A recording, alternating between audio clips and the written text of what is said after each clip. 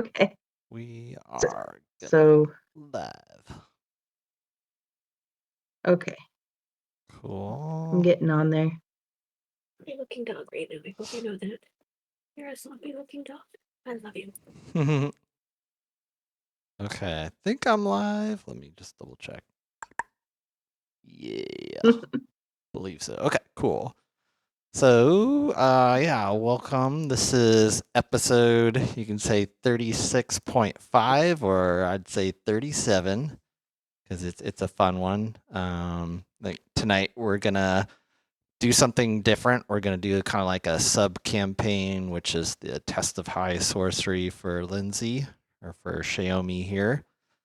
So I have, it's going to be a pretty cool thing. I guess I can just kind of recap where the party was last week. We kind of rescued the Blue Maw Cave from a bunch of draconians and evil creatures, and then we looted the treasure from there, and we helped save the dwarves. So the dwarves were able to go back in and mine the minerals and stuff from the cave, and then they opened up trade with Heart's Hollow. So that was kind of a cool thing. So during that, when the party went back to the dwarf's place, which is nearby the Blue Maw Cave, Shayome and Rat had a little scroll that was given to them. There was like a black raven that flew into the cave and dropped each of them like a small scroll to read, which said you were invited to take the test of high sorcery. The scroll is from Dalamar, who you guys kind of know is the Sylvanesti elf that's exploring the ruins, and we've been helping him kind of do all the exploration stuff. So he kind of got word of what was going on, was able to talk to the Wizards of High Sorcery, and here we are. So what happened is, Shayome, you and Rat both read the scroll, and when you did that, you were able to get teleported away from the group and stuff. So the note from Dalamar said, kind of like, don't worry about time and distance and all that stuff. When you get back from the test, you'll kind of appear where you need to appear when you get back. So yeah. Why don't Shayome, why don't you, or Lindsay, why don't you go ahead and introduce your character, because you're going to be like the main star of the night. So. Okay. My name is Lindsay. I'm Shayome. I'm a orc wizard. And at random, we found each other at a cave of like sea elves, and since then we fought like lizard demons and all kinds of good stuff. And I found kind of my propensity to have, for magic, specifically of the dark moon Natari. And so I've kind of been learning, a lot of fire spells. There's some poison spells.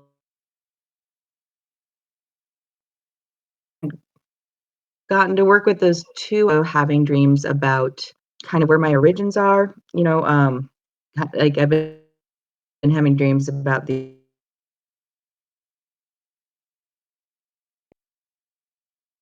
from, I guess, the planet I was originally from, and where the rest of my family would be, I guess, because they like me on Crytek. So there's, hopefully getting the black robes so I can expand my knowledge of magic and share that with some of the other mages I'm traveling with, Rat and Balrin. Even though Balrin's probably teach me more because he's higher up. But Yeah, he's gone through the so test and kind this of will prove survived. to be interesting. Yeah, Yeah, yeah. He can definitely. teach me some tricks, Yeah, or we can definitely. trade. And kind of like one thing he mentioned last week too, before you go, is that you'll kind of come out like a different person if when you come out of the test. And again, it's a very, as Mhm. this test is very could be kind of life and death. So not everybody makes it out of this test. But kind of, I guess Mhm. I'll just kind of like lay down like some just information like out of character. I don't necessarily want like you and Rat when you guys go through this test. I don't straight out like kill you. I don't want to kill your character or anything like that. But I think what I plan to do, Mhm. like if it's kind of like you're running out of stuff and the dice just happen to do what the dice do, then you will, pop out of the test and in one way or form, but you'll be alive. So I'm not like a huge proponent of killing off characters because that's just not my thing. So History, they may be a little different. yeah, well, unless you're Halvard, and then You tell you no. what. So But I mean, first person, I mean, to be passed after like 30 something episodes, that's pretty good, yeah, that is it. and the Yeah. only person too. So, Mm-hmm. Absolutely. So let's see. Let me start up some music. And Tara, to like let me know like if this music is really loud or I don't know. I didn't get a chance to test out like the sound and stuff beforehand, so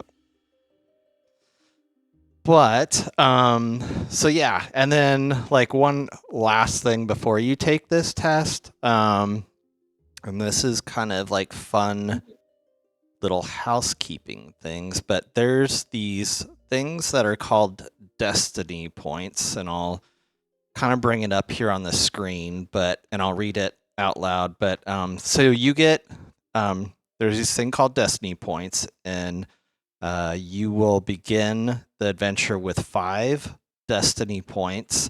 And destiny points represent the twists and turns of fate that allow adventurers to be heroic or to escape danger by the skin of their teeth. During this adventure, you can choose to spend a destiny point and receive one of the following benefits. So, one of them is when you fail an attack, an ability check, or a saving throw, you automatically succeed instead. So, that's a good one. okay. When you hit with an attack, you can treat it as a critical hit, which you roll all the attacks damage dice twice and then you add them together. And then add any relevant modifiers as normal. So you can either, take a normal attack and you can treat it as a critical if you want to.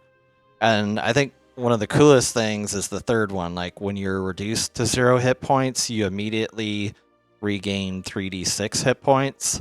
So, so all 3 of those scenarios are like basically a destiny point, and you get 5 of these destiny points. So I think just to kind of put it in perspective, I think Balrin ended up with maybe 2 destiny points at the end, but don't be shy to use these points if you want to. I'll remind you to, but sometimes it's kind of fun just to, hey, if you fail, you fail, but it's okay. So yeah, you can spend them as you wish. Let's see, what else does it say? At the end of the venture determines how well you perform the test of high sorcery and what lasting impacts the harrowing ordeal might have on your character, as you are forever changed by the crucible of magic. So it's kind of like, let's say if you don't spend any of your destiny points, which I don't see how this is even possible, like from reading the adventure, you get like a super high magical item or something like it's kind of like the more destiny points at the end, like the greater the reward. But again, if you spend all 5 of your destiny points, which I feel like 90% of the people that do this end up with 0 destiny points at the end, don't like that's totally cool. So yeah, just yeah, I would say just Okay. keep track of your destiny points when you use them. But it's a fun little thingy that they add. And so this whole adventure, it's kind of like I'm gonna be like reading a ton of narrative and stuff. So I'll throw up like some scenes on the screen. There's not a whole lot of like maps and combat and stuff. Like there could be towards the end, just like a single type thing, but it's gonna be me talking a lot, so I've got a lot of water to help with my voice and stuff. But it's essentially kind of like a choose your own adventure. So if you want, I can basically at the end say, hey, here's your 2 choices that you can make, or here's 4 different choices that you can make. Or if you want to, I mean, it's totally up to you. I can let you, pick what you want, but if you're kind of stumped as to like, hey, what are my choices? However you want to do it. So it's totally up to you. Yeah, I'm fine with like a certain I love the Choose Your Own Adventures books when I was younger. So I'm totally down with, these are the choices you can make and then go from there. Like Cool. that's perfect. Okay, awesome. And totally feel free to play. I mean, what I expect is you to just play Shayome as you want to play Shayome. So you kind of, with her background and where she came and what she wants to obtain, just totally run with it. And no answer is a bad answer. So just have fun and go crazy. So Okay. cool. So we will get started. I'll just kind of show you guys. This is kind of the main picture of the Testa High Sorcery. So I'll just have this in the background, but as we go, I'll like bring up different images and stuff as we walk around. So all right. I guess, Okay. do you have any questions and stuff before we get started? Am I mostly use the spells that I do, or are there going to be new ones that I kind of hone after the fact? If I get it, I should say. As that you're kind of breaking in and out, were you asking if you get new spells or? Yeah, if I get new spells along the way, or if I'm just sticking to, I know I'm honing those and master the sorcery. So. Yeah. So along the test, there are opportunities where you could come across a scroll or something that you can use at your disposal. So you could always keep it. Like I think Balrin kept like a scroll or something and ended up not using it, and that's totally cool. You will, at the end of this, you will have like that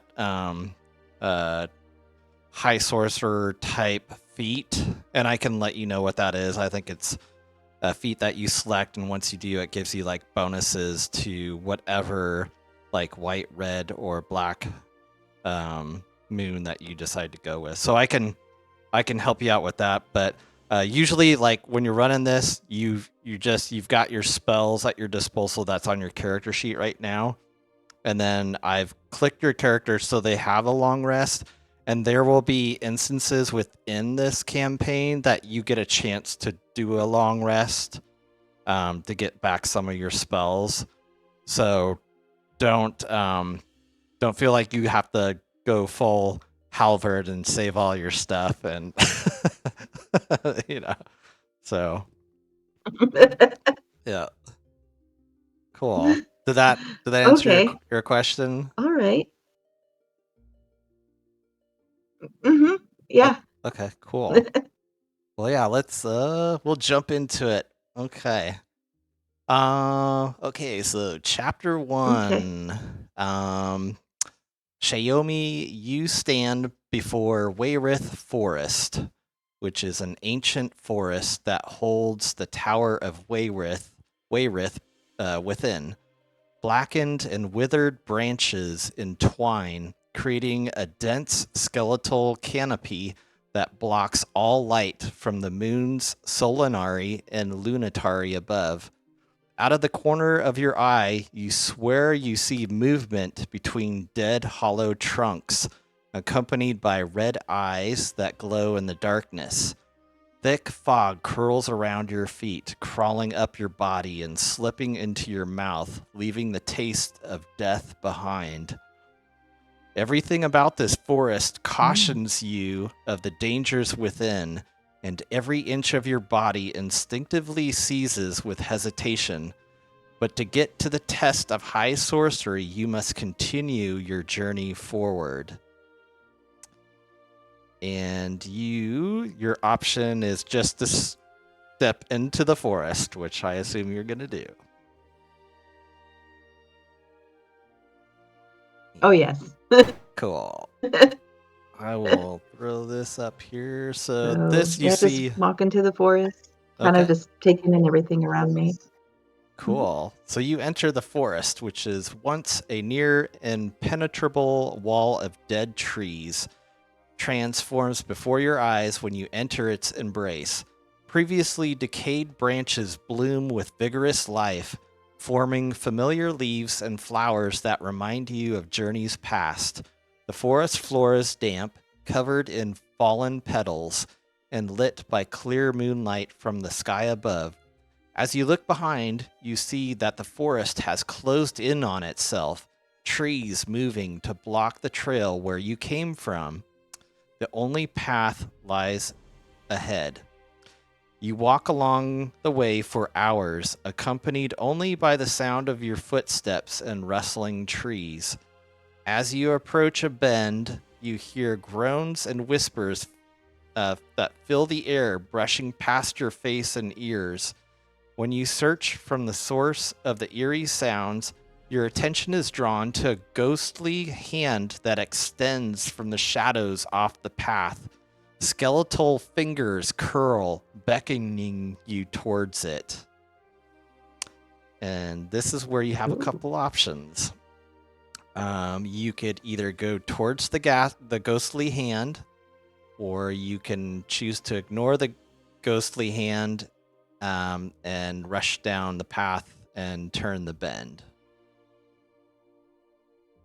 What would you like to do? I'm intrigued by this ghost. I don't know if you can take a ghostly hand, or I don't know if it'd go through or whatever, but I'll follow it. Okay. Awesome. To wherever it's going to take me. Yeah. Sure. All right. So you go towards the ghostly hand. As you approach the hand, you see that the arm it is attached to simply slips into darkness, leaving you to imagine what the rest of its body looks like. A disembodied voice floats from the shadows, raspy and rattling, as the hand takes yours in its chilling grasp. And it says, "Another youngling brought here by the lure of the tower. Tell me, as you march towards death, what are you most haunted by?" And you will have 4 choices here. If you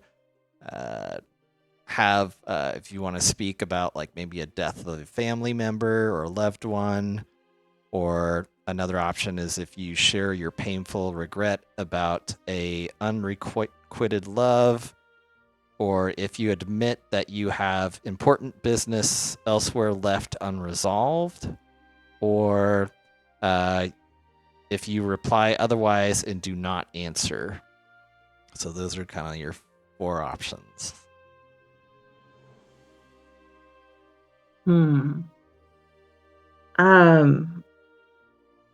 I really am curious about, what's happened, the unfinished business I have with my family. I mean, where they are, and what they're doing, or if there's even any of them in any way on Kryn. So, Sure. I'm just kind of wondering where my origins are and if there's anybody like me that's around that I could maybe connect with, Okay. is Yeah. So I'd say, yeah, sounds like Yeah. you side with important business elsewhere left unresolved. So yeah, you share that information, and the ghostly hand turns yours upwards, fingers trailing down unseen lines across your palm as if mapping the course of your past and future. And it says, "To live is to run along the wheel of destiny. Just as fortunes turn and wheels tread upon the road, what you run from in the past will find you in the future." The ghostly hand vanishes, leaving you alone in the darkness. And if you want to write down this, you'll get these traits within the adventure. And this first trait is called unresolved business. And you know what? I think I did this for Mikey too. I think I just typed it out in the chat. Yeah, there we go. So if you want to write down unresolved business for a trait, and then Okay. And it looks like your only thing to do is to return back to the path, which you do. Okay. Shaking off the chill of the dead, you continue walking down the trail. The trees begin to part, unfurling to reveal a clearing bathed in moonlight. A group of small fairies, clothed in splashes of glittering dew and bright flowers, dance in raucous merriment, feet stomping along the edges of a strange symbol carved on the ground. The fey creatures join their voices in song, a childlike rhyme floating through the air. And they say, four hopeful mages enter the woods. 3 get scared by the ghosts. 2 enter the foreboding tower, and 1 dies with only vain hopes. The fairies all giggle and cackle. Then their heads turn in synchronous motion when they notice you standing there. "Here comes a hopeful mage," one of the fairies titters. "How long do you think they'll last?" asks another. "Poor thing, going to their death and doom," as a third one chimes in. "If they're smart, they'll turn back around," a fourth declares.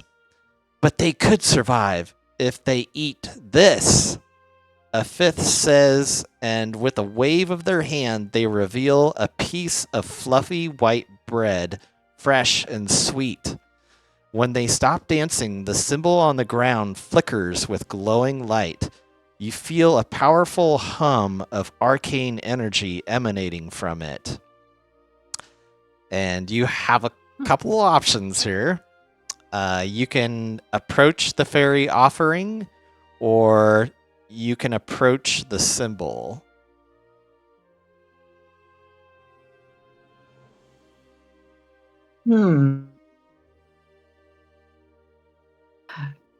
Wow. Both are intriguing. I'll approach the fairy offering. I'm curious what this bread. Okay. You go with the fairy offering. The fairies resume their singing and dancing around the symbol, now circling it at a dizzying speed. The fairy with the bread flies up to you, the bread extended in her hand. "Come now, sweet one, eat up. The stuffy-headed mages won't let you take our gift to your test, so you have to eat it now if you want to help." There's surprised strength in her grip as she presses the morsel of food into your hand, her smile wide and eyes sparkling with expectation. What do you want to do? Do you want to eat the bread now, or you can try to secret the bread away?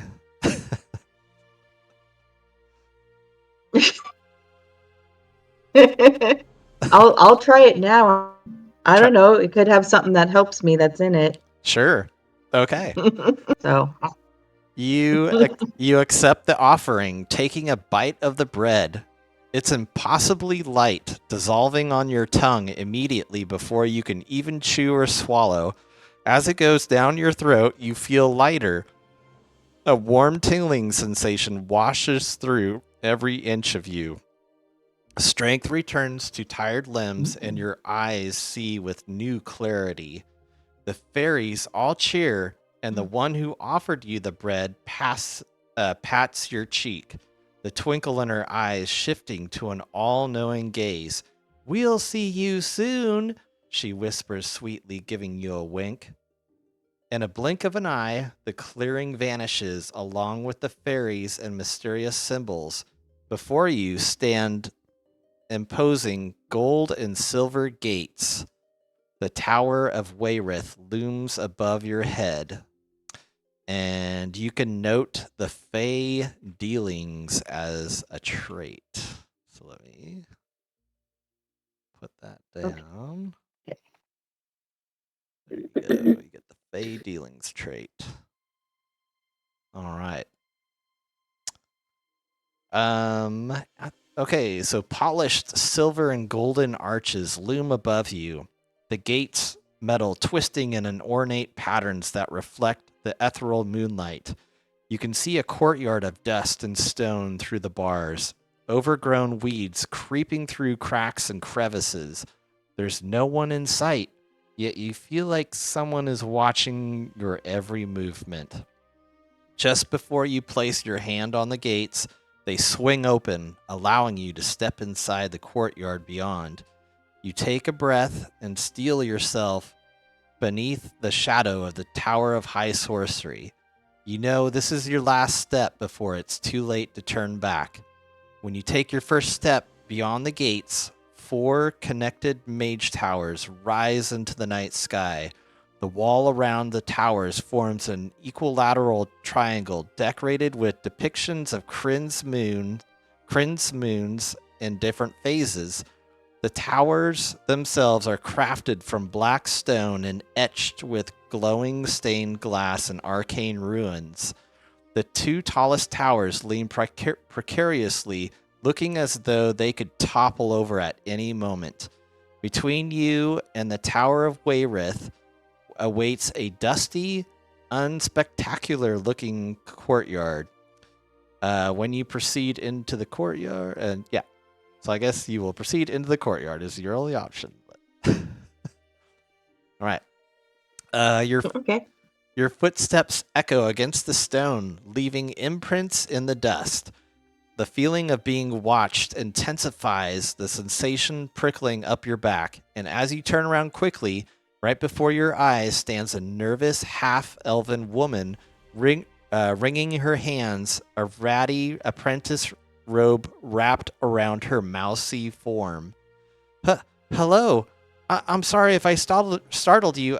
I was just... Her words trip over each other in their quickness, her voice vibrating with anxiety. Well, I've been waiting here for a while to take my test, and I was starting to think I was the only one here, so I began to doubt if I was even at the right place, but then you showed up.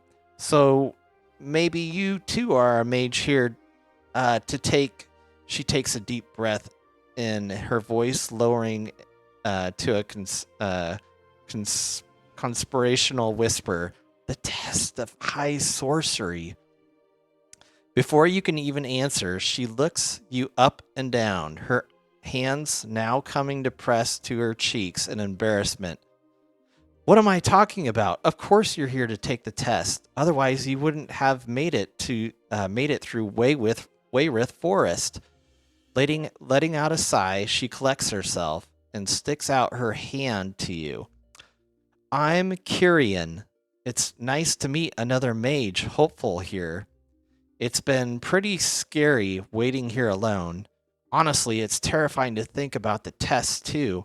I'm worried that I'm going to fail and die, or maybe I'll say the wrong thing to the mages and they'll kick me out. Or maybe I'm not even supposed to be here in the first place, and me trying to be a mage is all just a big mistake. Kyrian sheepishly clasps her hands over her mouth and goes silent for a moment. Before she slowly speaks through her cupped fingers, "Sorry, I ramble a lot when I'm nervous. I'm just so uncertain about what's waiting in the tower, you know? I get anxious just thinking about it." And here you have a couple choices. You can either commiserate and share your own apprehensions with her, or you can project some self-confidence. Those are kind of like your two choices.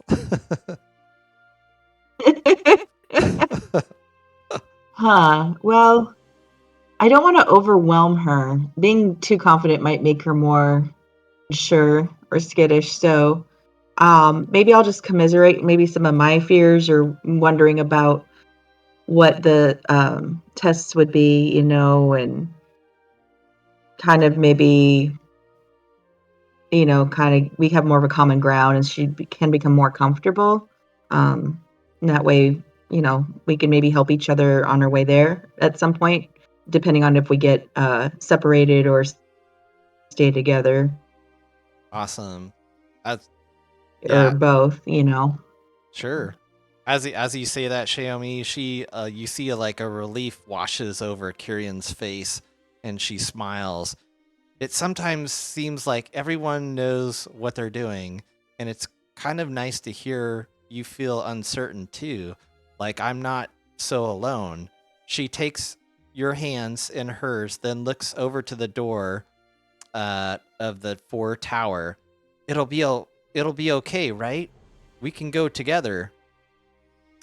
You both make your way to the Tower of High Sorcery, large wooden doors, which open as soon as you approach.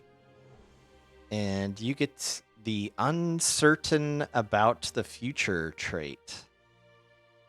Let me write that down. Oh, okay. Yeah. There we go. Awesome. Okay. As soon as you enter the Tower of High Sorcery, you're greeted by 2 mages wearing red robes, their eyes keen but silent in their assessment of you. A group of other would-be mages is assembled in the large entrance antechamber, some sitting in quiet meditation while others chat and gossip. A wealthy-looking man looks over at Kyrian and snickers to his 3 companions. Kyrian bows her head, looking away as the man swaggers over to the 2 of you, hands in the pockets of his luxurious and well-groomed clothes. "Looks like they'll let anyone take the test these days," he sneers, eyes fixed on Kyrian. The half-elf woman tries to shrink away and hide behind you. "Little mice don't know what they're doing. Should go home and hide in their little holes. The test of sorcery is for real magic users only. You'll be ripped to shreds." Kyrian tries to speak, but only manages to squeak and blush in shame. You've got a couple options here. You can stand up to that human mage, or you can leave Kyrian to deal with the mage alone. I'm standing up to that human mage because that was extremely rude, and how dare he with his fancy is Very nice. All right. coming to fights such as we. Yes. Shayome, you step in front of Kyrian, ready to intercept and defend her. This is where we get to do some dice rolling. Go ahead and make a charisma check for me. You could either use persuasion or intimidation.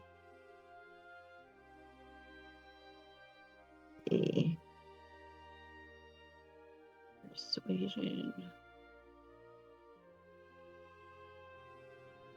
So whatever I'll use you kind of persuasion. persuasion. Okay. Of course, I got 10. Okay. A 10, this is where a 10 is not going to make it. But this is like Okay. you can either decide just to go with what you did, or if you wanted to use a destiny point, you can use a destiny point. It's totally up to you. I'll use a destiny point. Okay.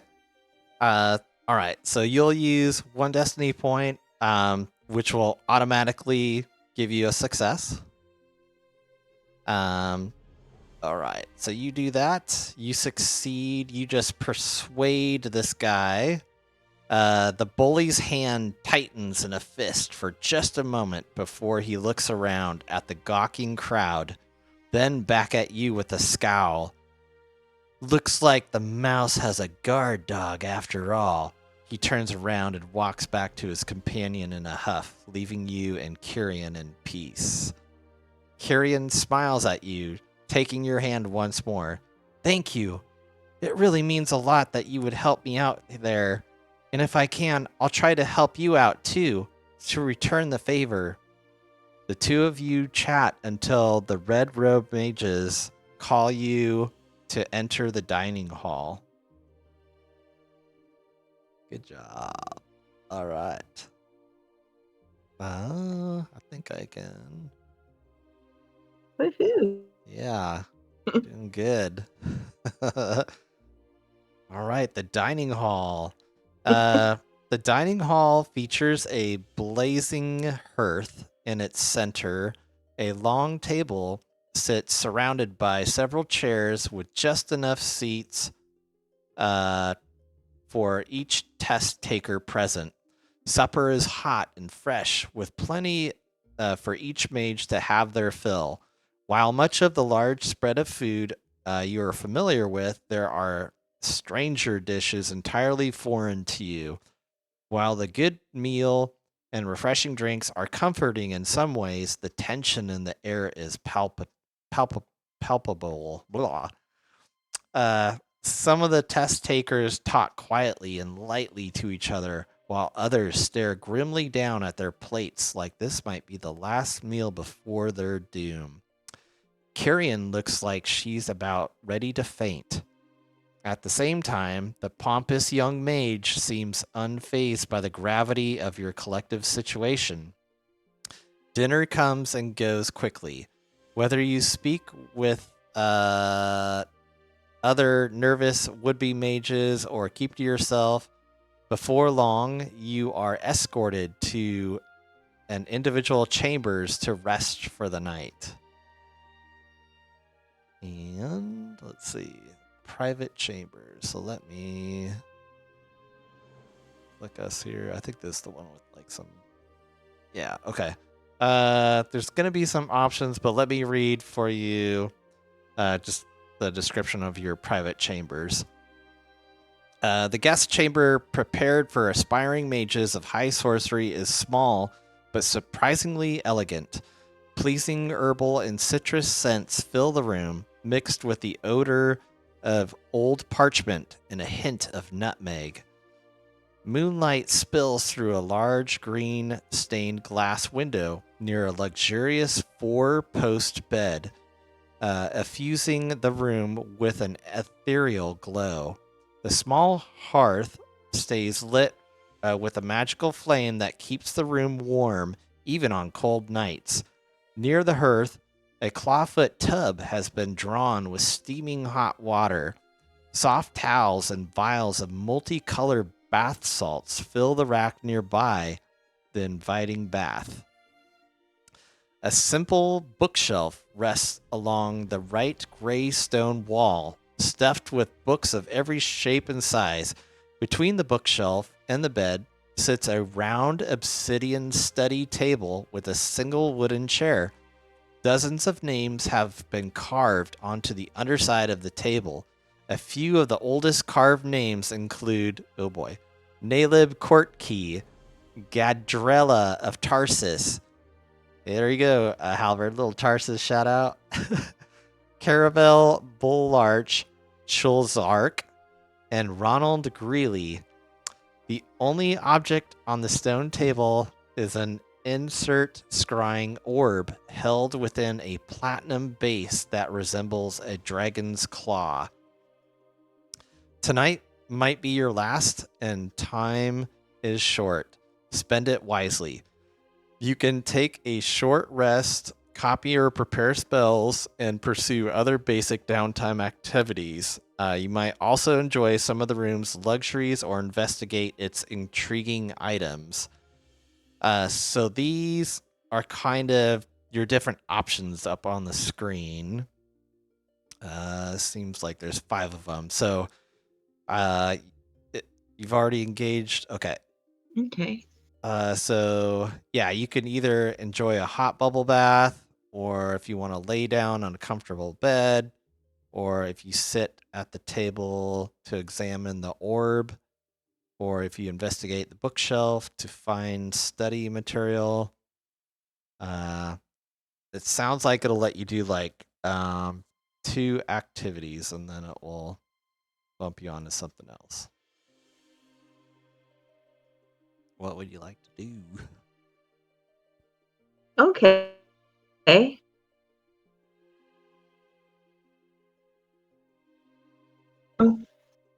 First, I'm going to investigate the bookshelf and find some study materials because I want to. I've Check up out. on everything I need to or what I think I might. I also want to relax a little bit. Okay. So then I'm going to enjoy also a hot bubble bath after my studies. Awesome. Good pick. All right. So let's see, you're going to investigate the bookshelf. So we'll jump there first. Then posing wooden bookshelf. Let me see. I think check see if I got pictures. Oh yeah, I do. So here, the imposing wooden bookshelf fills the entire length of the chamber on one side. An old ladder leans against the far corner, several of its lower rungs splintered from use. Motes of dust dance silently off the shelves, glowing in the nearby hearth light. Each shelf is crammed with heavy leather-bounded books, stacks of parchment tubes, slender journals, and untitled volumes. There seems to be little method and much madness in the bookshelf's organization.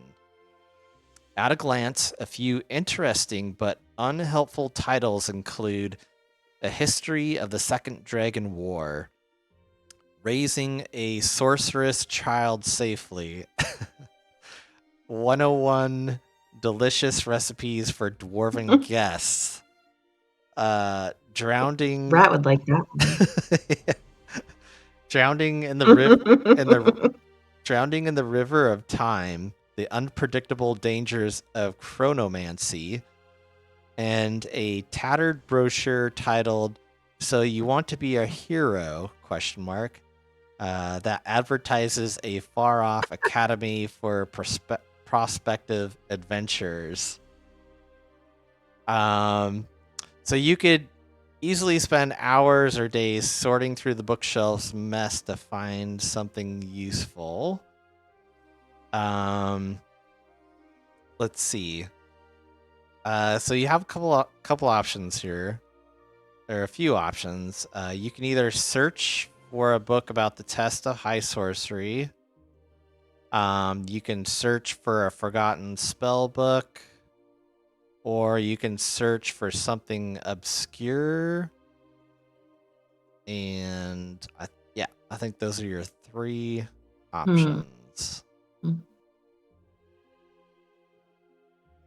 I think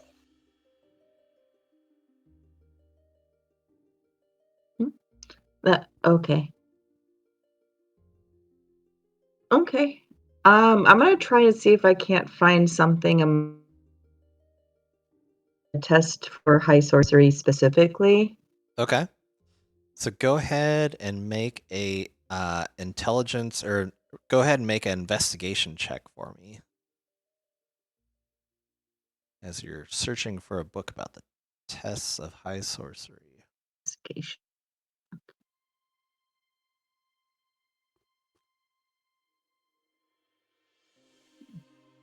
16. That is a success. All right. Nice. Let's see you. Oops. Where was I? Okay. Let's see. That purchase either says.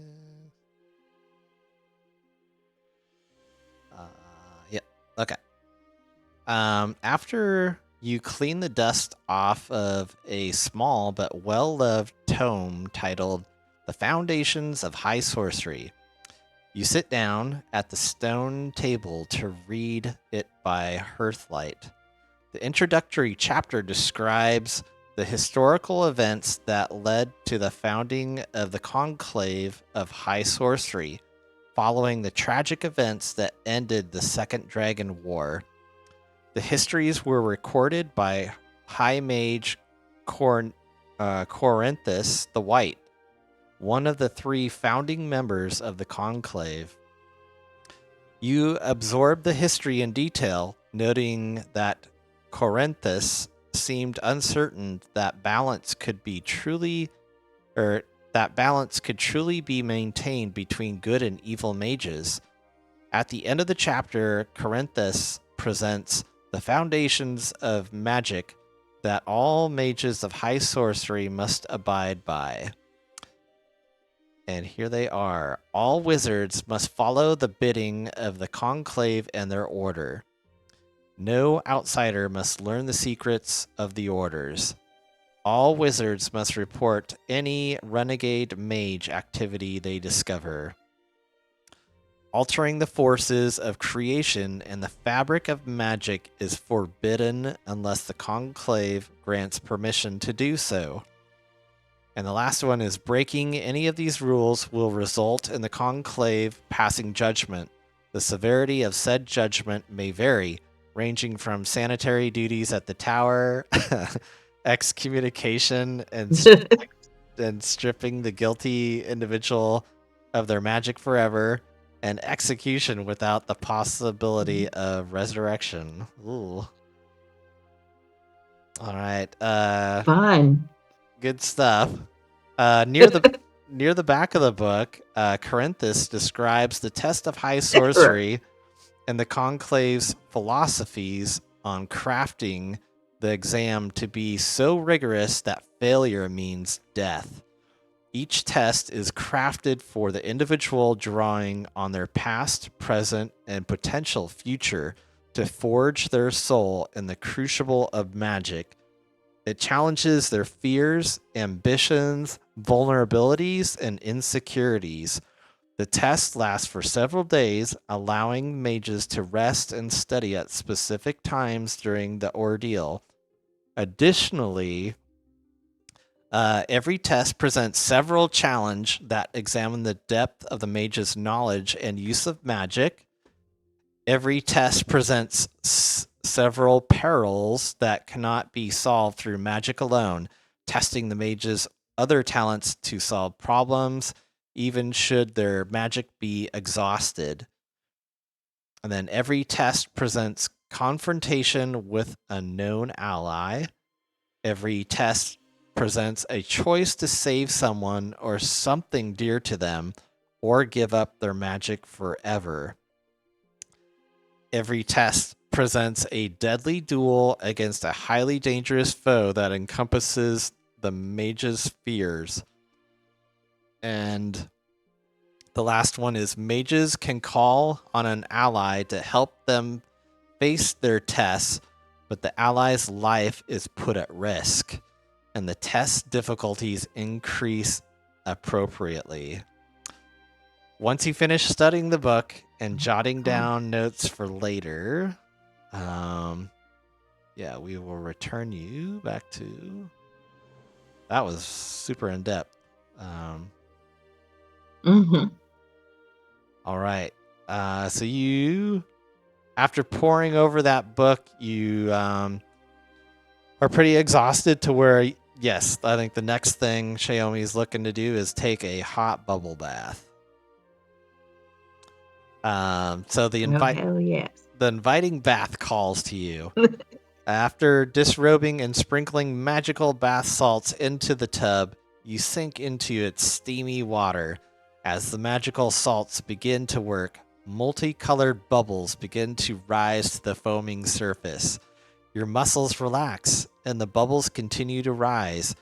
A few stray white, red, and black bubbles drift away from the bath and float slowly about the room. And you see dreamlike images of your possible futures within the floating bubbles, each a vision of yourself, but older, wearing a different colored robe. The visions contain other figures too, people you may not yet met, but somehow know might become important to you. You try to hold on to the details of the images before the bubbles pop, but like most dreams, their details begin to fade from memory once they are out of view. The rest of your bath is very soothing but uneventful. Oh wow, you gain inspiration, which you can spend to grant yourself advantage on attack rolls, saving throws, or ability checks. So, additionally, after you finish your next long rest. Sorry. So additionally, after you finish your next long rest, you gain 2d6 temporary hit points. Sweet. So yeah, if Yeah. good job. I don't know if you've done inspiration before, but there's like a thing on your character sheet that you can click for inspiration and stuff. So, and then after your next long rest, you can get 2d6 temporary hit points. That is very awesome. Fantastic. The power of a good bubble bath, man. The powers of the bubble baths. Right? Cool. Mr. Bubble ain't got nothing on this bath. That's right. Mr. Bubble. He's the magic bubbles. All right. So we can bounce down. All right. Your private time becomes suddenly interrupted by 3 loud knocks upon the chamber door. Rap, rap, rap. Without warning, the door flies open and 3 mages of high sorcery sweep into the room, each wearing different colored robes. And I would say you're in your bathrobe, totally, just relaxing after your bath. You recognize them immediately. Yeah. The leaders of the orders of the white robes, the red robes, and the black robes. The black-robed archmage enters last. When they do, the magical fire in the room's hearth dims, and the chamber grows cold. Make sure I don't have any. Okay, cool. I hope you have found your accommodating, relaxing, encouraging, a well-deserved respite. The white-robed mage's voice is soothing, full of empathy, but a little sad. I hope you have not wasted what little time might be left to you or mundane frivolities, the black-robed mage interjects, their inflection bordering on threatening.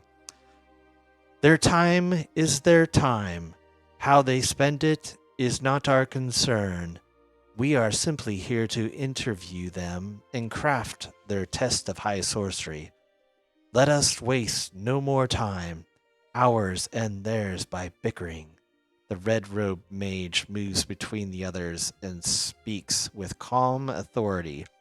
A moment later, the mage turns towards you and gestures for you to take a seat at the stone table. Let us begin, the mages say in unison. All right. Take a quick drink here. All right. Your interview. It is difficult to help, but feel small seated at the little study table with 3 of the most powerful archmages in the world staring at you from beneath their cowls. A long moment passes before the red robe gestures gently around the room. The figure speaks, their firm but curious gaze locked upon you. You being here means your sponsorship to take the test of high sorcery has been accepted. Before we continue with this interview, understand that we will be using sorcery to peer into your mind and ensure you cannot lie to us. If you have protection against mind reading, now is the time to remove them. If you resist our magic, as is your right, your time here at the Tower of Wayrith will be at an end. With a hint of compassion in their voice, the white-robed mage adds, simply speak the truth. Be honest with us and yourself. It is essential to the integrity of the test and your growth as a mage. The white-robed figure then sets a copper piece down on the table in front of you and rubs their thumb over its surface until it begins to glow faintly. You did not come this far to turn back now. Once you agree to their terms, the white-robed mage casts Detect Thoughts, and the red-robed mage casts Zone of Truth centered around the study table.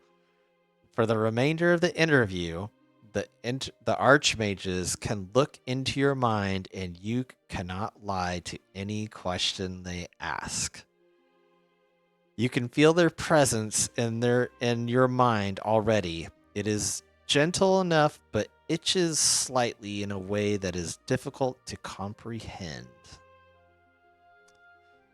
The black-robed mage rubs one palm over their knuckles.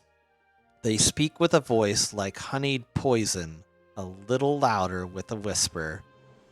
While I'm certain you already know of the gods of magic, their realms of influence in their corresponding moons, I would hate to overestimate you, so let us review.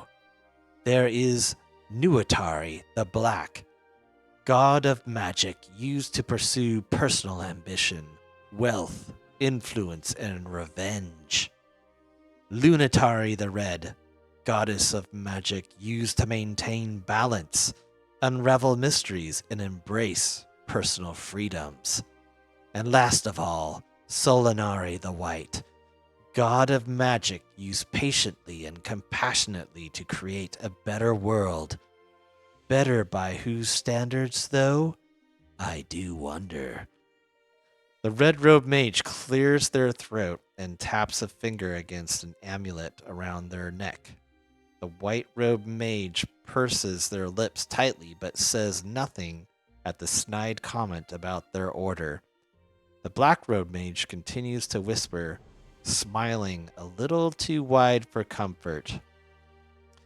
White, red, and black, 3 gods of magic, 3 orders of high sorcery who, as much as we bicker and disagree, work together to further the advancement of magecraft. Assuming you survive your test, which seems very unlikely if I'm being honest, which order would you join?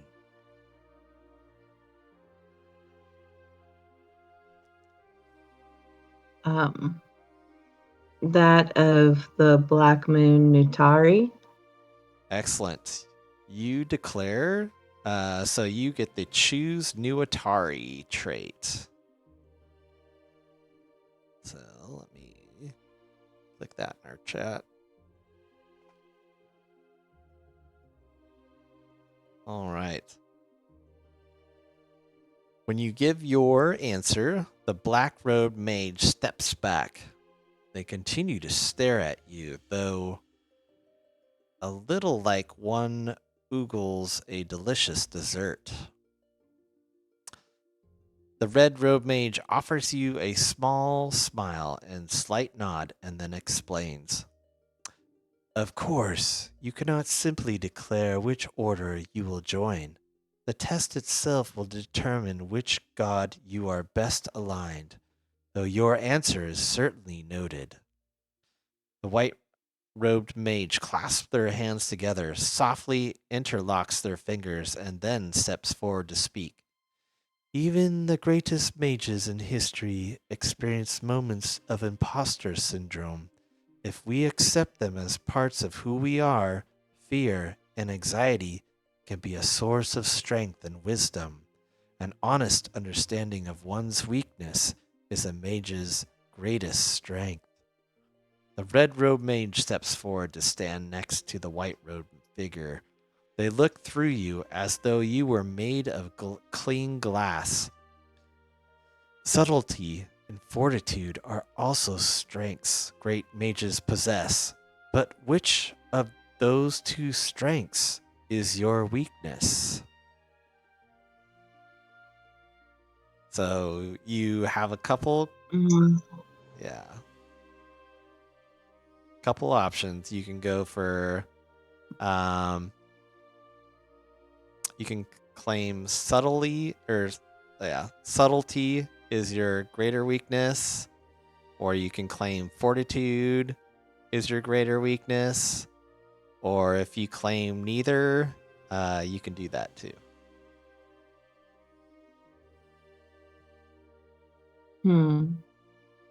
Let's see.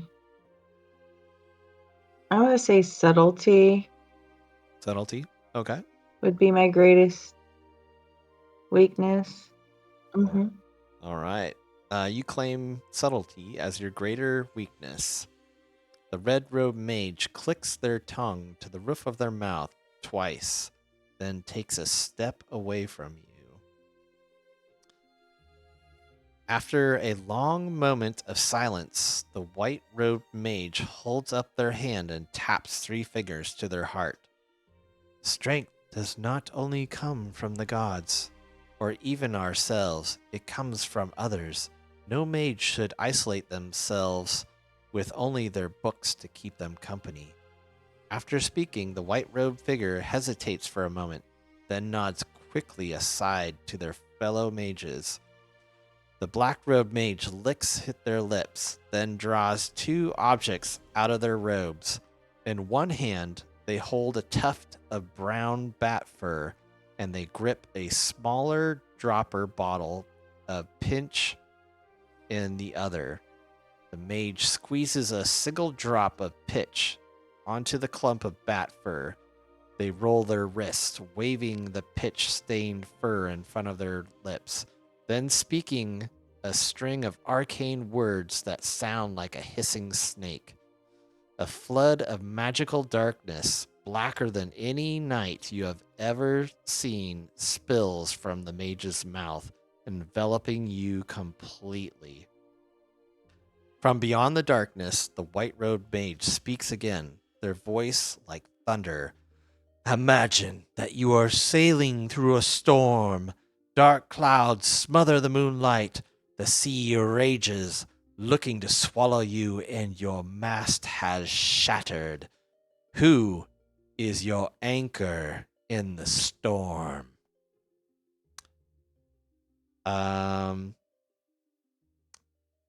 You have 3 different options here. If you think of a dear friend, family member, or rival, that's one. Or if you think of a lover, whether or not they are still together, that's another one. And then the last one is if you imagine yourself alone in the storm.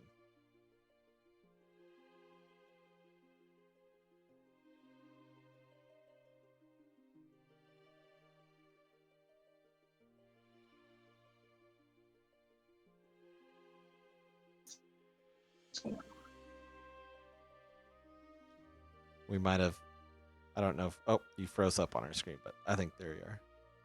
Which of those sound pleasing to Shayome? Yeah, my whole, I'm sorry, Oh. everything out on is weird. It said like, I don't know.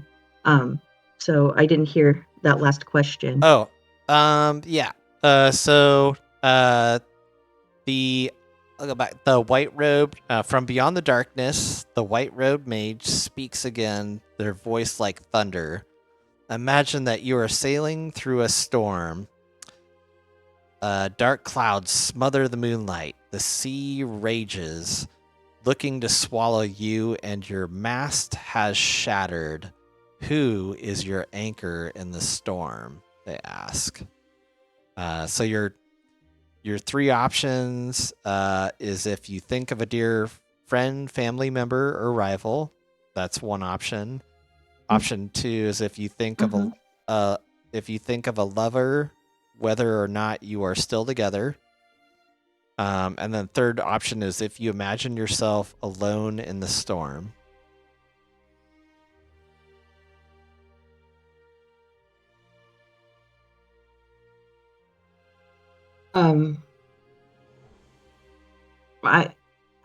I would say the third one, alone in the storm. Alone in the storm. Okay. Mhm. All right. So go ahead, and you're gonna get a trait here. It's called Imagined No One trait. I'll click it here. There you go. Imagined No One is the name of your trait. After you think of your anchor, the black-robed mage whispers into the darkness surrounding you. It is my turn now. The black-robed mage begins to chant arcane words, their song beautiful and dreadful all at once. It seems to come from everywhere around you in the magical darkness. When the song ends abruptly, there is only silence. Then a terrifying vision assaults your mind until you feel like your skull might split open. You see yourself standing amidst a small, silent crowd in a graveyard. All of their faces are featureless, blank slates of flesh. You push through the faceless crowd to be in front of the gathering and look down at the headstone resting at the edge of a freshly dug open grave.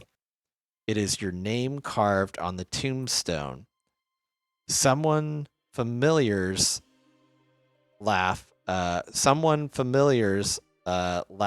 rings out from behind you. You turn around to see someone new standing in front of the faceless crowd, grinning and armed cross. They are someone from your past who bullied and tormented you, and their voice is just like you remember. You really think you'll survive the test? You have no idea what they will do to you in there. And I'll be there too, watching from the best seat in the house. I want my laugh to be the last thing you hear when you die.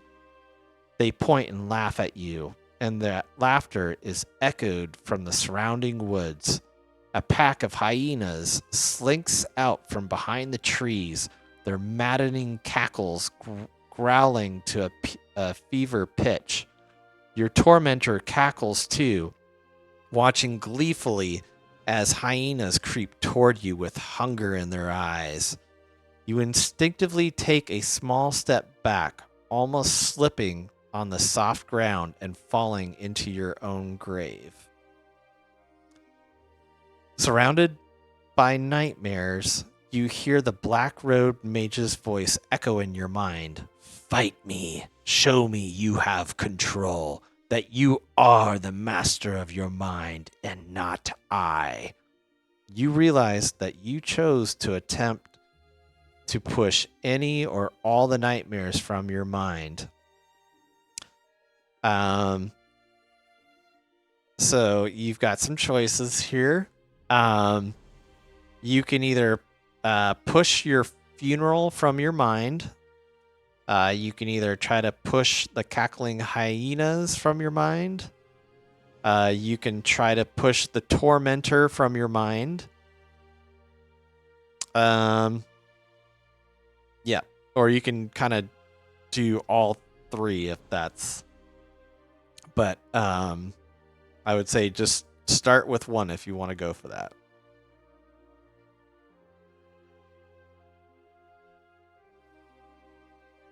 Okay. I'll start with pushing my tormentor from my mind. Okay. Go ahead and make a charisma saving throw for me.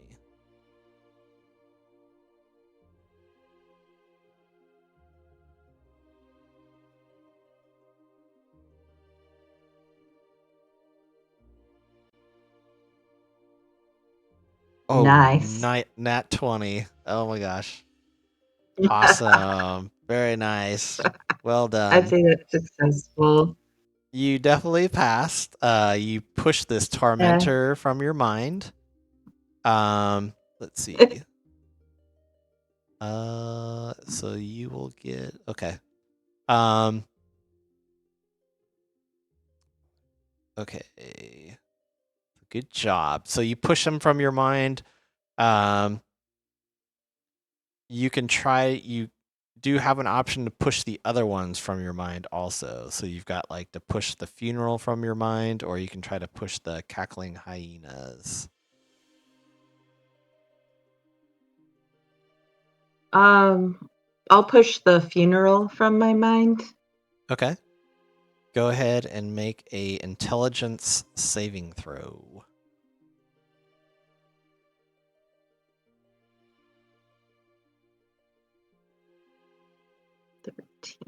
13. That's exactly what you need. Very nice. Okay, so you push Yes. 2 of these things from your mind. Very well. And all that's left is a bunch of cackling hyenas that are just tormenting you. If you want to push them from your mind, go ahead and make a wisdom saving throw for me.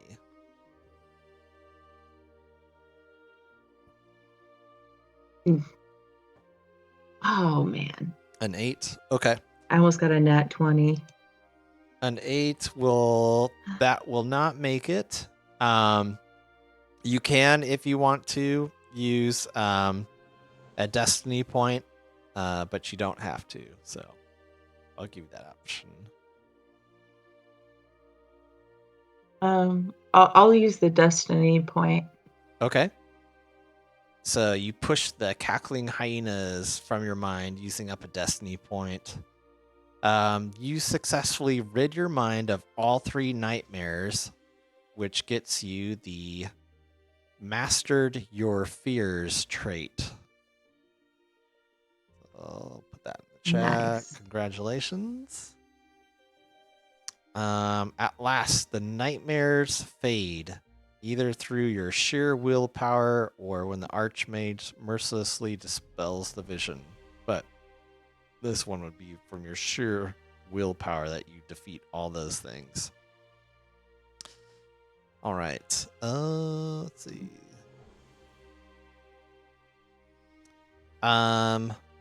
Alone. Okay.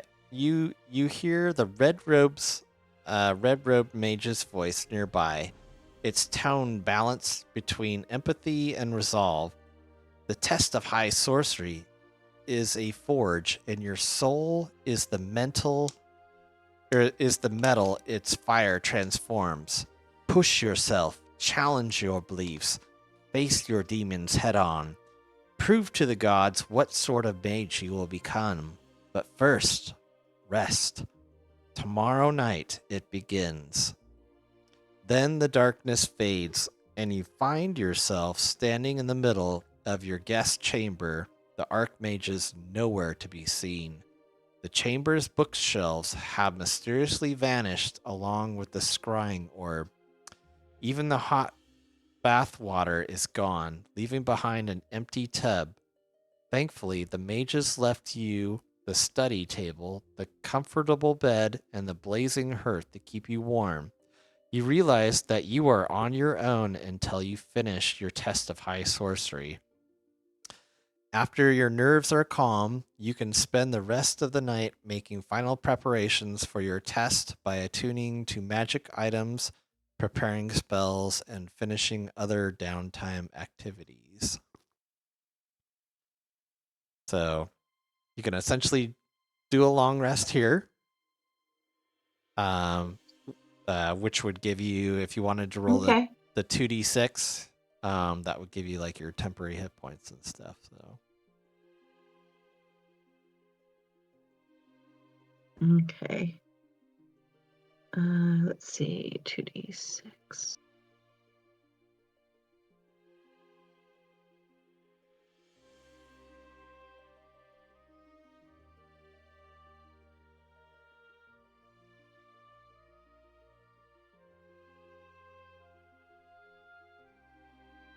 cool, 7. Okay, awesome.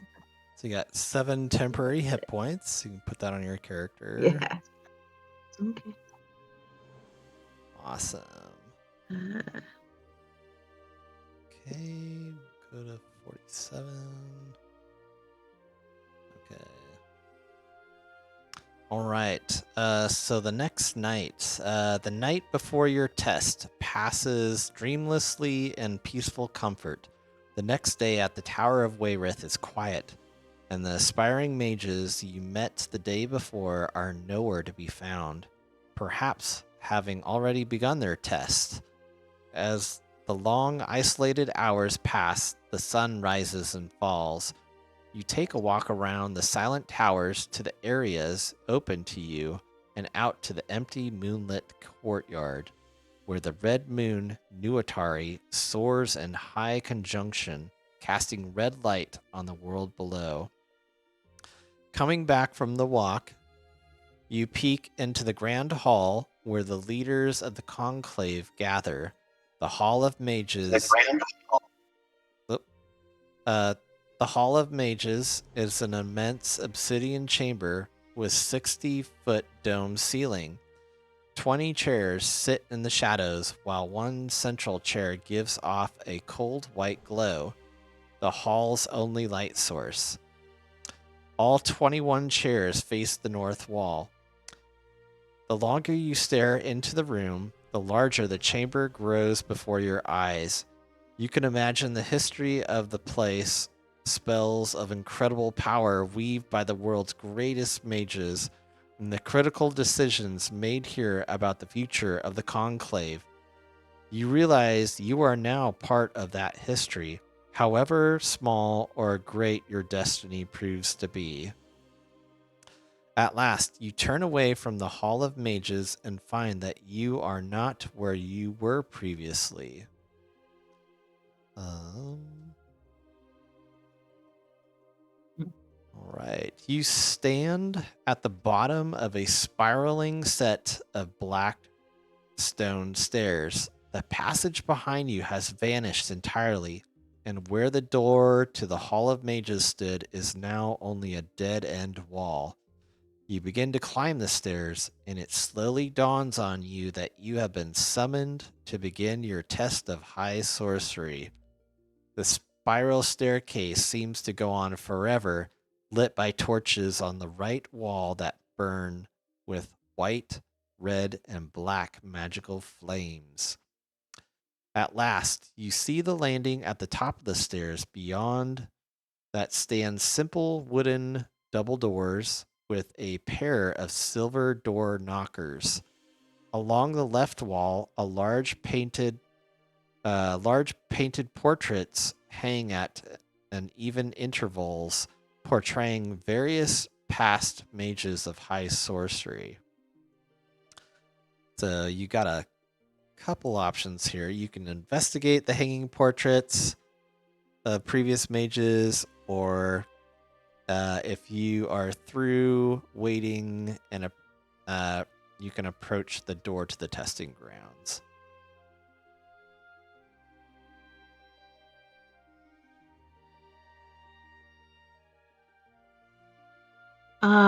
I'd like to yeah, I mean, I don't know, maybe they can, there's clues as to like what the test might be or what I might face. Okay. You wanted to investigate the hanging portraits? Or did you? Okay. Yes. Awesome. Okay. The portraits are something of a mystery. Only 12 paintings hang on the wall for no apparent rhyme or reason. You cannot know for sure if you are meant to find these specific portraits, if the conclave changes the portraits hanging randomly, or if everything you currently see is merely an illusion. Magic, very odd like that. The painted mages wear a balance of black, red, and white robes. They all look very different from one another, featuring numerous races. Some of the paintings reveal scowling or bored expressions. Others portray more whimsical mages, obviously not taking themselves too seriously. You observe the final 5 paintings with a keen interest, though. The first is a black-robed Kender with an enormous, dazzling smile who wears a pointy hat and a monocle. That could be dangerous. The second Yeah. the second portrait portrays a tall, red-robed high ogre with blue skin and a very proud expression, clutching a magical amulet with his long fingers. The third painting shows a shy-looking, black-robed young woman with dark hair and strange pupils shaped like golden hourglasses. The fourth portrait is of a white-robed elven woman with ghostly white hair, determination in her eyes, and an ornate rapier hanging from her belt, her rope belt. All of them, mages from every sort of background, took their test of high sorcery and survived. Maybe you will too. The final painting has no frame and is entirely black. Looking at it makes your skin crawl and you feel like someone is watching you from the other side of its shadowy canvas. So you have, that's right. I put up some of the chat. So you've got a couple things you can do. You can kind of like hurry past the black portrait that makes you feel like creeped out, or you can try to pierce the veil through that black canvas if you wish to do so.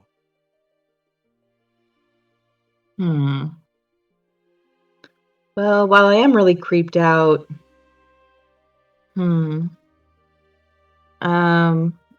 try to pierce the veil through that that Black canvas. empty, empty seeming black canvas. Yeah. Okay. Go ahead and make a Arcana check for me.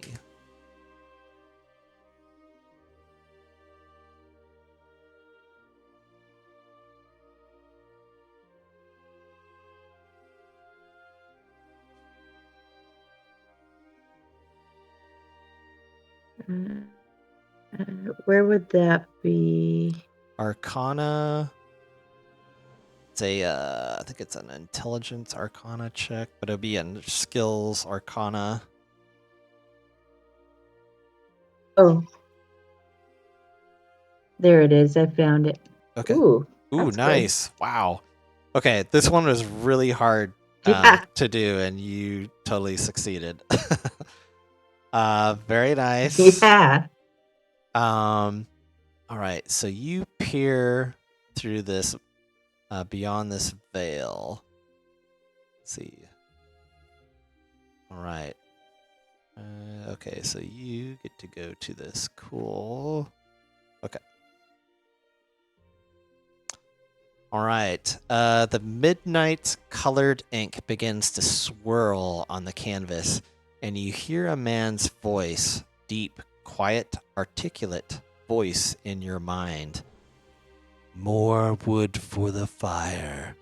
Another sacrifice to feed the Conclave's pride. You are an interesting one, though, aren't you? With a little help, I suspect you might just make your mark on the world. No mage worth their salt is an island after all. Let's see. You still feel invisible eyes upon you, but the creeping sensation eases. The black portrait seems less ominous now than it did before. The mysterious mage continues to speak in your mind, not answering any questions or revealing their identity. Even many of the most promising mages master their early tests, only to perish in the last, most vicious test. The corpses of those unlucky acolytes now lie entombed beneath this very tower. I alone can help you survive your final challenge. All that I ask in exchange is a small portion of your life force after you complete your tests. So you can either accept this offer or you can reject this offer from this mage.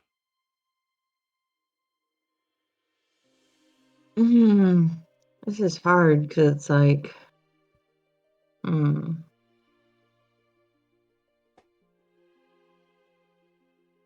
if I don't give some of my life force, then what else could be taken? But at the same time, it's never good. Feels good to give away a life force. I think if this be wise to accept it, there's already, rapport and everything, and since this voice has started, it's kind of put me at ease to a point. You're thinking of accepting it? With the offer. You're breaking Yeah, kind of in and out. just in case if I don't accept it or I deny it. Oh, sorry. If I deny it, then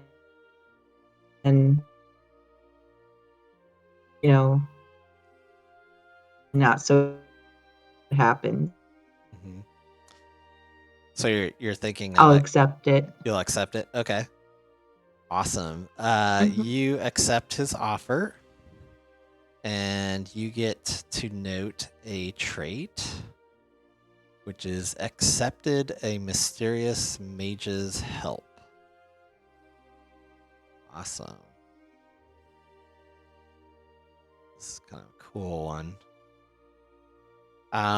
The man's last words to you are void of emotion. Very wise. Very promising. I will be watching your progress with rapt attention. When the mage's presence fades from your mind, the black portrait vanishes from where it hung on the wall. You inhale deeply, not realizing you had been holding your breath the entire time he spoke. With a hard swallow, you turn and finish the climb to the top of the tower. Awesome. Okay. Very cool. Okay. And if I know we've been going for but if you guys need to take like a 5-minute break or something, come back, we can do that. Or I'm not sure also like how much time you got tonight, Lindsay, or what's comfortable for you.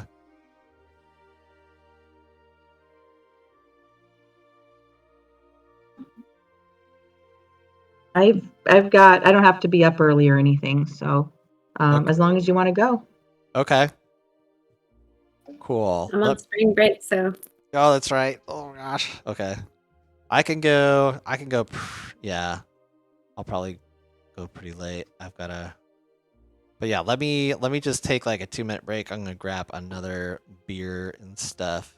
But yeah, I'll let you guys talk amongst yourselves. But I will be back. Oh. That's fair. Yeah. I'll probably head out for now because my nose is messing with me a whole bunch. So no. I Okay. take it my allergies have decided to push at the boundaries. Well, thanks for sticking around, Alex. Appreciate it. Yeah, no, I'm interested. I'll have to go ahead and see the rest of the Yeah. record and see how the rest of this goes. Definitely. Yeah, Definitely it's some fun sort of Pretty curious. being an different. observer. Yeah, there's been some definitely different choices that course. Mikey has done, so I can. Yeah, some good stuff. So. Cool. That's All right. fair. All right, I'll be right back. Right on. Bye, Alex. Fair enough. You all have yourself a good night. Night. Yeah, you too, Alex. Bye. Yeah, no, it's kind of fun. Like all the different options. It's like every single one. I'm just like, I think that's the one she's gonna go with. You're always go with that. I'm like, yep, good choice. This is well. I love the choose your own adventure Yeah. thing. It's just like dictates how Oh, everything me goes. too. Yeah, I'm just Yeah, like, all right, I want to create a maker, a mage. Yeah, I like picking choices where it's exploring more than just like rushing past something Yeah, or not always, I mean, sometimes the choices are like the lesser one, they just kind of went on to the next thing and I was like, "Oh, but I kind of wanted to like explore this more." And so then I'd read the other thing and be like, "Oh, that was like a way better choice. I'm going to yeah. explore more things." No, it's good to explore. Definitely. I think I might actually come out and grab a beer too. Oh, okay. Sure, go for it. So you guys can keep going. I'll catch up. Okay. Yeah. Alright, let's see.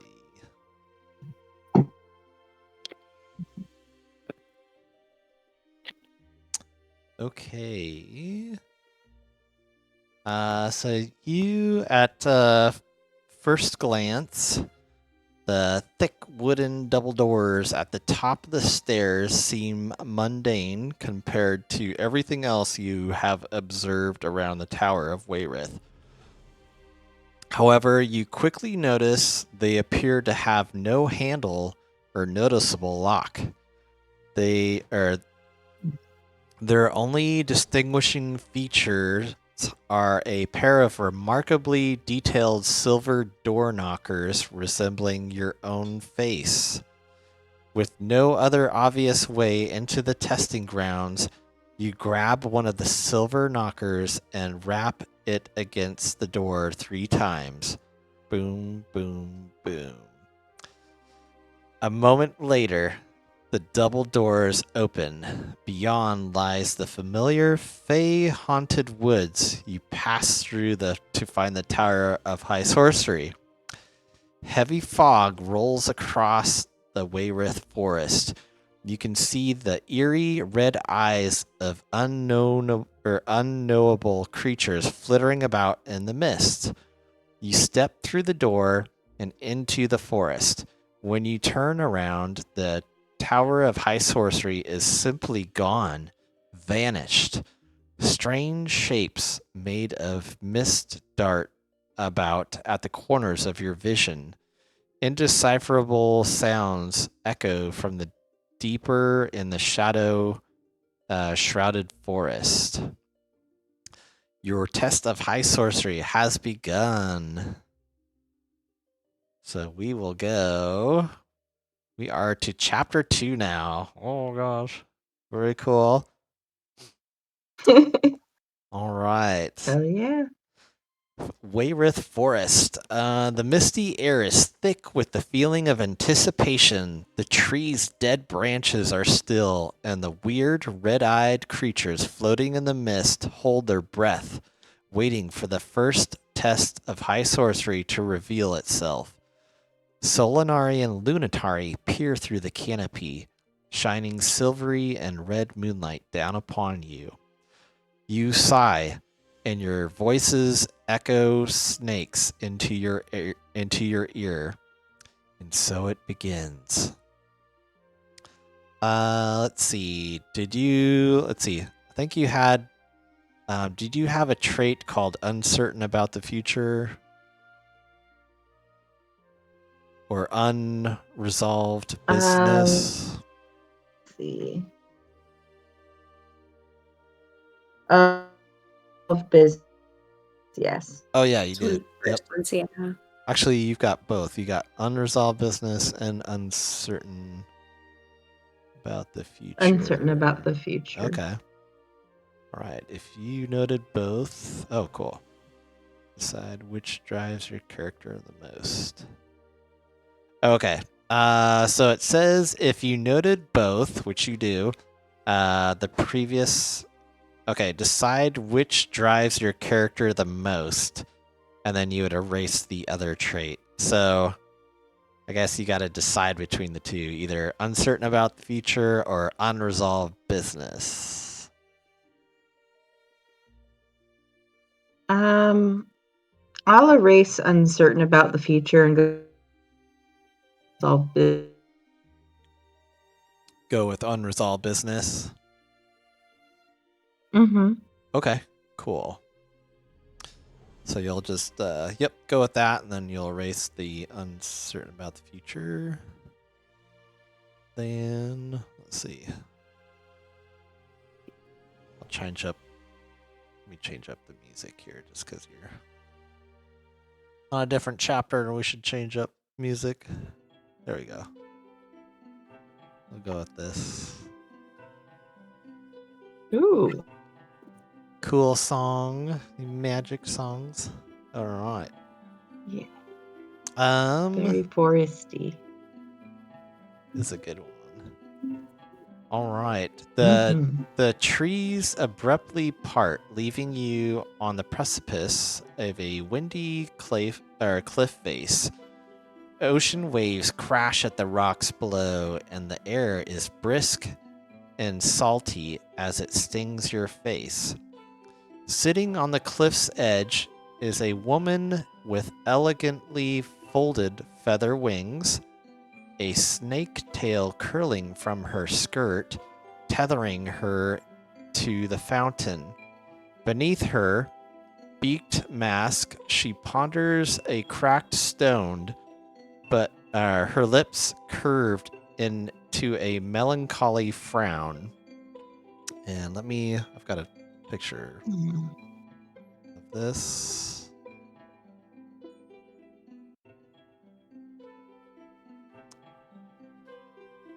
There we go. As you approach, she turns her head to you, her hand beckoning you closer. Please, can you help me?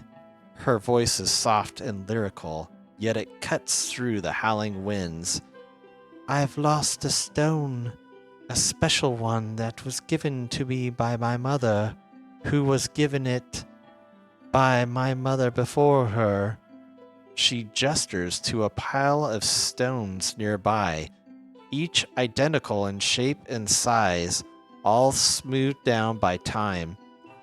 I have spent days searching, and yet it eludes me. Its warmth to the touch shines purple under certain light, and it is most sturdy than any other mountain rock. So you got some choices here. You can search for a stone through touch. You can search for the stone through light, or you can search for stone through force. Mhm.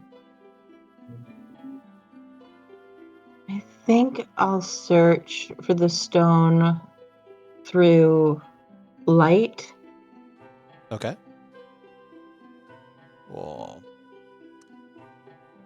So you search for the stone by light. You kneel to sift through the rock pile, trying to find which stone has. Let me make sure that was the right one. Let's see. Yeah, that was okay. Yep. You kneel to sift through the rock pile, trying to find which stone has the strange purple sheen the lady mentioned. Go ahead and make a intelligence or a investigation check for me.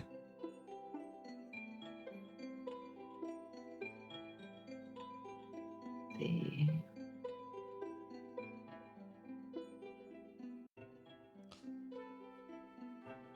Okay. Mm.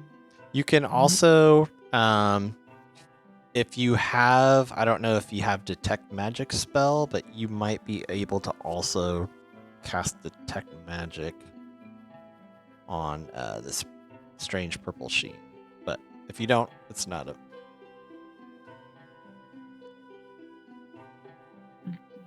So you said it was a spell? Yeah. Called Detect Magic.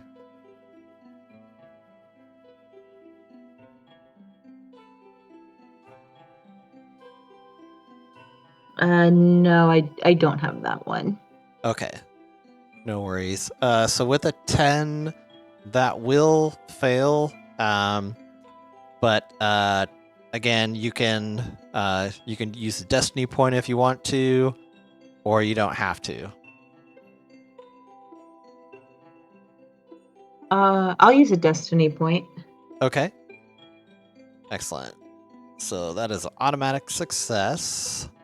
You spot a shimmer of purple in the moonlight among the marbled mass of gray and white. You pick up the stone, unable to look away from how the light catches on its surface. Do you want to take the stone for yourself, or do you want to give the stone to the lady?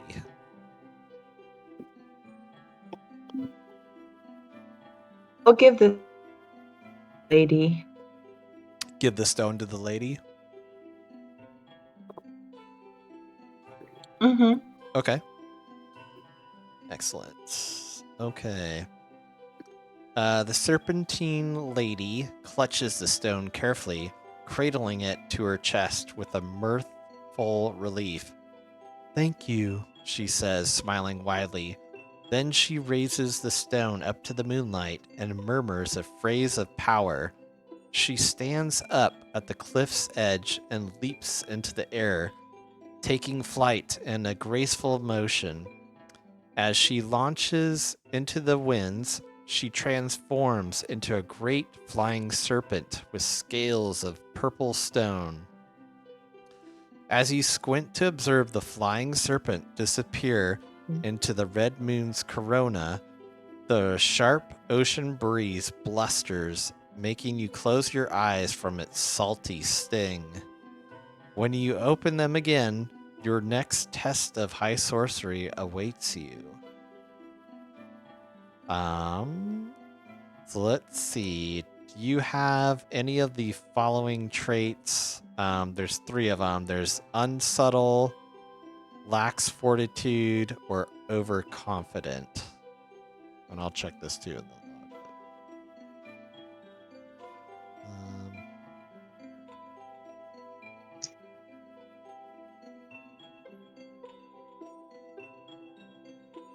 I think I have unsubtle. Unsubtle? Okay.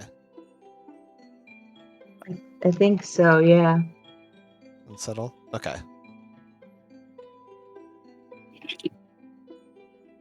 Unsubtle. So we will go here. Okay. You find yourself in a dim cave lit only by the moonlight, barely creeping through the single crack on the roof. Surrounding you are stone statues of people, each perfectly preserved in lifelike poses. The statues' realistic features are frozen in various expressions, some looking ahead with complete confidence, while others cower and shriek away from an unseen danger. Broken parts of the statues that have fallen off with time and erosion cover the floor, crackling underfoot. On the other side of the cave, you see a heavy wooden door, the only clear exit from this place.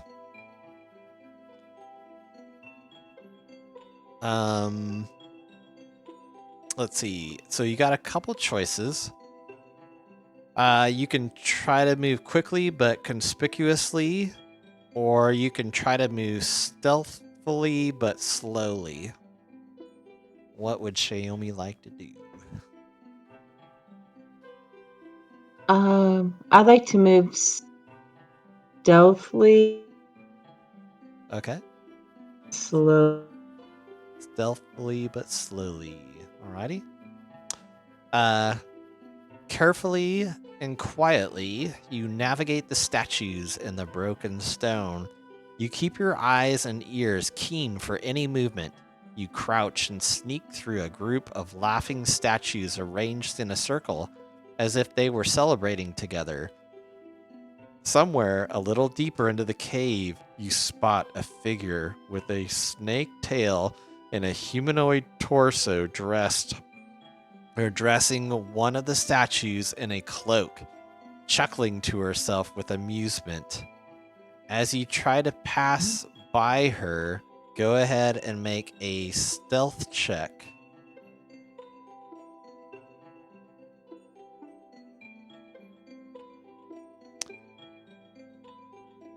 Also, I would say if you wanted to, you could use, if you had a spell to go unnoticed, like invisibility or fog cloud,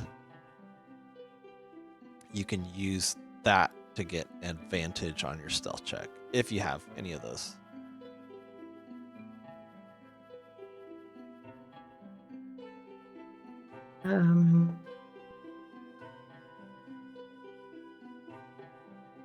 I don't think I do. I don't see it on here. Okay. No problem. Okay, so you would so yeah, with an 8 that will fail. Again, I think you've got a couple destiny points left. So it's up to you on if you want to use a point or not.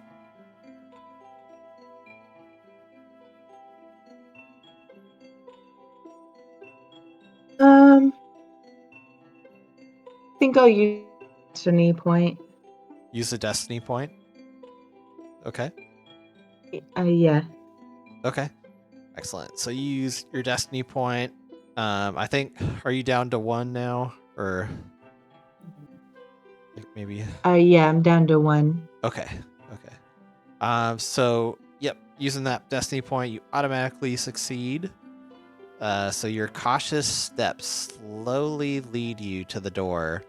You tug on the handle as soon as you reach the door, but the wood doesn't budge. The entry is quite securely locked. You glance at something flickering in the torchlight and spy the glint of a key from inside a nest of large white eggs a few paces away.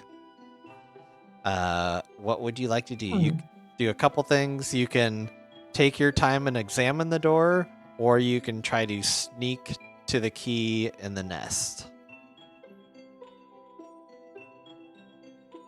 I'll try to sneak to the key in the nest. Okay. You sneak to the key in the nest. You sneak over to the nest filled with white eggs, nearly the size of your head. The key is propped up, almost inviting you to take it. But when you peer closer, you notice the eggs sit on a writhing mass of small snakes. As you reach to grab the key, a large cobra slithers from beneath the others and quickly bites you on the hand. Go ahead and make a Constitution saving throw for me.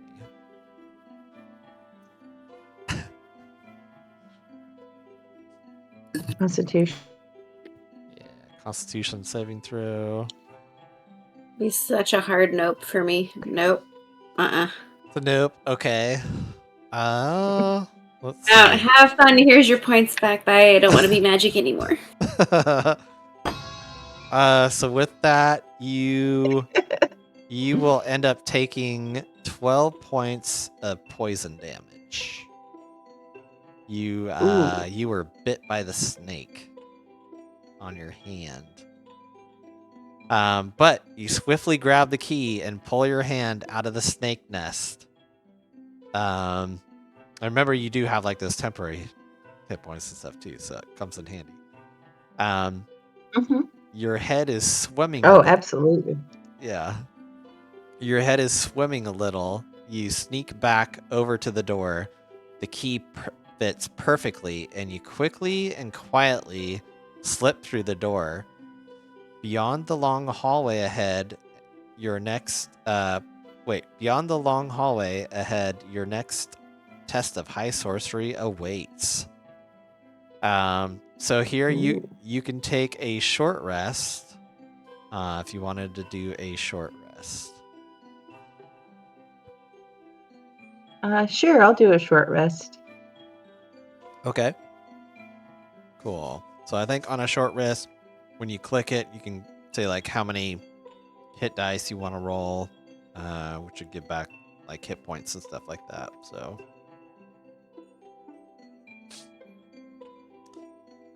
All right. Okay. Oh, mine take short rest, automatically apply healing with dice results. Okay. Yep. Okay. All right. So I did that, and then I just press reset. Yeah. I'll do like a countdown, but yeah. Okay. And it's asking me if you have any of these traits. I think one is called Fey Dealings or Stole Fey Bread. It was not stolen. It was given. Was given. Oh, you have Mm-mm. Fey Dealings. Okay, you have Fey Dealings. I dealing. Okay. And let me see if you have a serious. Okay. Fey Dealings. Okay. So we will go to B61. All right.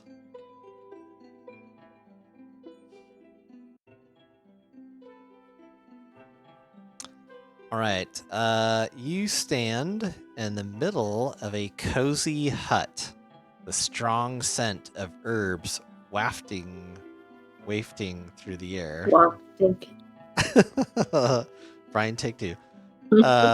Sunlight filters through foggy windows, shining on drying sprigs that hang from the walls.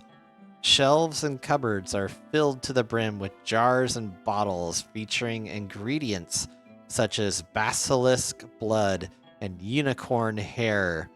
Before you can finish taking in your surroundings, an elderly woman shuffles into the room. Here's what she looks like. Oh, goodness, you're finally here. Her voice is as warm as sunlight, and her expression is gentle. She takes your hand to guide you to the dining room table. Come, sit down, dear. We have some nice herbal tea and cookies. You must have had quite the tumultuous time in your test so far. That conclave just doesn't know how to be gentle with the youngsters. Once you're seated, she pushes forward a plate of freshly baked cookies and a fresh cup of peppermint tea already prepared for you. She wipes her hands on her apron and shuffles over to the fireplace where a black iron pot bubbles, filled with an acrid smelling liquid. She continues chatting as she stirs the pot. Really, the mages are so jaded by wars and conflict they've forgotten what it's like to be new to the world. Even getting to... Oh wait, I think this is her saying. Sorry. Okay, really, the mages are so jaded by wars and conflict they've forgotten what it's like to be new to the world. Even getting through Wayward Forest is such an ordeal these days. Though thankfully, you came across the fairies when you did. New mages like you require all the help you can get. She looks back at you, her expression still kind, but her eyes knowing. However, I should let you know that the bread you took, which I baked myself, doesn't have any effect until you're ready to pay the price. I wish things could be free, but that's just the way the world... That's just the way of the world, isn't it? Let's see. I think you had the Fey dealings trait, did you not? Yes. Okay. Did not steal the bread. Mm-hmm. So you had the... Okay. Yeah. Fey dealings. Okay. With a hum, she leans over the pot, breathing deeply on the mysterious liquid that boils within. Now, why don't you come over here and help me out, dear? When she speaks, something inside you lurches and your limbs twitch. Go ahead and make a wisdom saving throw for me. Oh.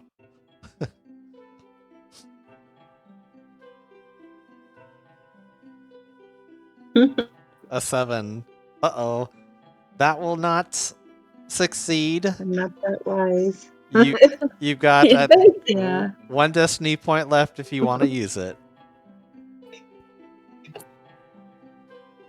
Yeah, I'll use it. You'll use it? Okay. All right, you use it. You Mm-hmm. automatically succeed. You feel the urge to stand up and walk over to the older woman, but you manage to shake it off. She frowns, tugging softly. Really? Youngsters these days? Stirring the pot a few more times, she taps the spoon dry on the side of the pot and lets it sit on the counter. If you're worried, the price for my bread and my help is not unreasonable. I just need some assistance with my potion here, and then I can send you on your merry way with a fresh pep in your step. The older woman turns her back to you and bends down, searching through some drawers, muttering under her breath about trying to find bat fingers. So you got a couple options. You can agree to help her with her potion, or you can try to sabotage her potion by adding a different ingredient. Oh, God. Oh man. I don't know. She's looking for bat fingers. Bat fingers. Might be kind of unwise to cross her. Oh my goodness. All right. So It's like a Halloween-esque version of her finger. Awesome. I'll help her look for the right stuff. Help her I'll look. help her look for what she's looking Okay. for. All right. The older woman beams at you and takes your hand in her small, wizened ones. As she looks at you, her face becomes sharper, her ears pointed, her eyes milky white, and the color drains from her apron until it is just a gray robe. Soon, her transformation into a hag is complete. But even as her apprentice, or as her appearance shifts, her expression continues to be warm and gentle. I hope my true appearance doesn't alarm you. You can understand why I have to look a little more harmless at first. From within the hag's wispy white hair and see some of the fairies from Wayrith Forest peek out, giggling and winking at you. Now then, dear, I don't need much help at all. Truly, all I need is a part of your flesh and blood to add to the potion. Only a little bit. A finger or an eye would be ideal, but I'll let you choose. The process will be quite painless, too, as a bonus. Her grip on your hand remains firm, her gaze expectant. You have a couple options. You can offer a part of your body, or you can offer to fulfill a different task later.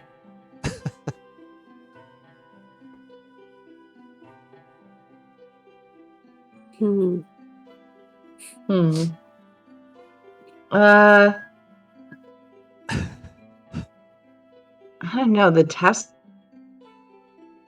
person. I'll give her like matter too much.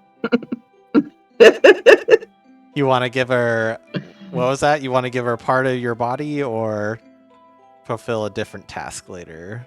Yeah, just like my pinky toe, because I don't know like what the task later might be worse. Okay, sure. So I'll just give toe. Little toe? I won't miss Okay. little toe. You give your little toe just a little. All right. Just saying, I broke my pinky toe one time, and it was Very good. obnoxious how much I realized I used it for balance. I'm just like, ouch. As Ooh. soon as you finish Ow, that does sound painful. ouch. As soon as you finish telling her which part of your body you give up for the potion, the hag lets go of your hand to grab the wooden spoon. With a magic word, a blade forms at the end of her spoon. She carves the air in front of you, and a painless moment later, the chosen body part appears in her hands. You see no blood, and your body continues to function as normal. Though you will take some force damage. It's not that bad. It will be 6 points of force damage. And you get a trait called Offered a Body Part.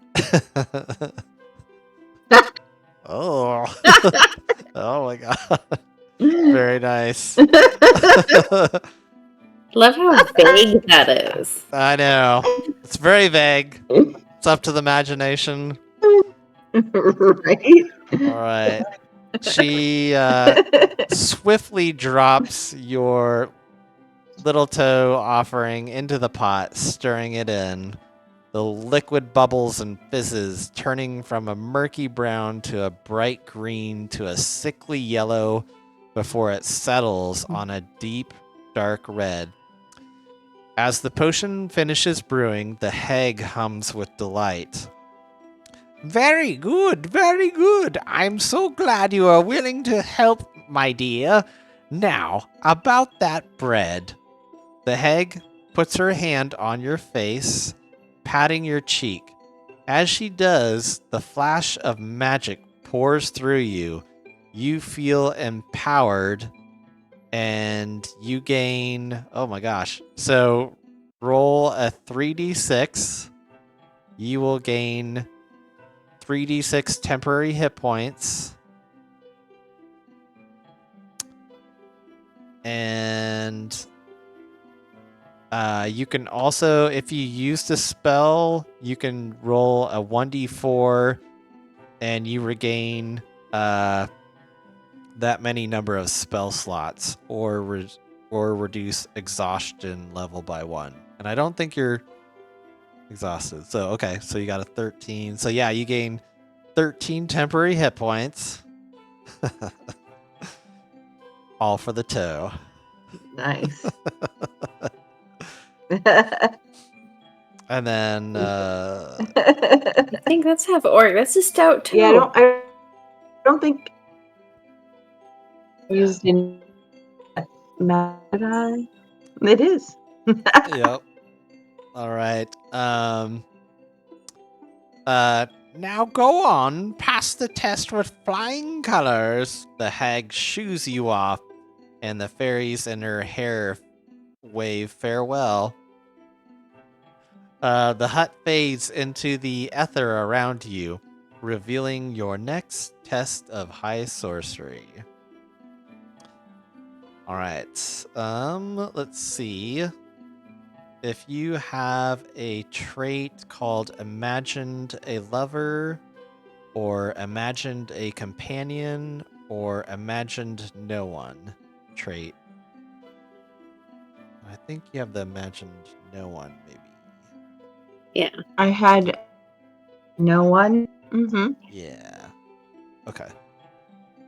All right. Imagine no one. We'll go to B107. That is a big jump. Okay. Okay.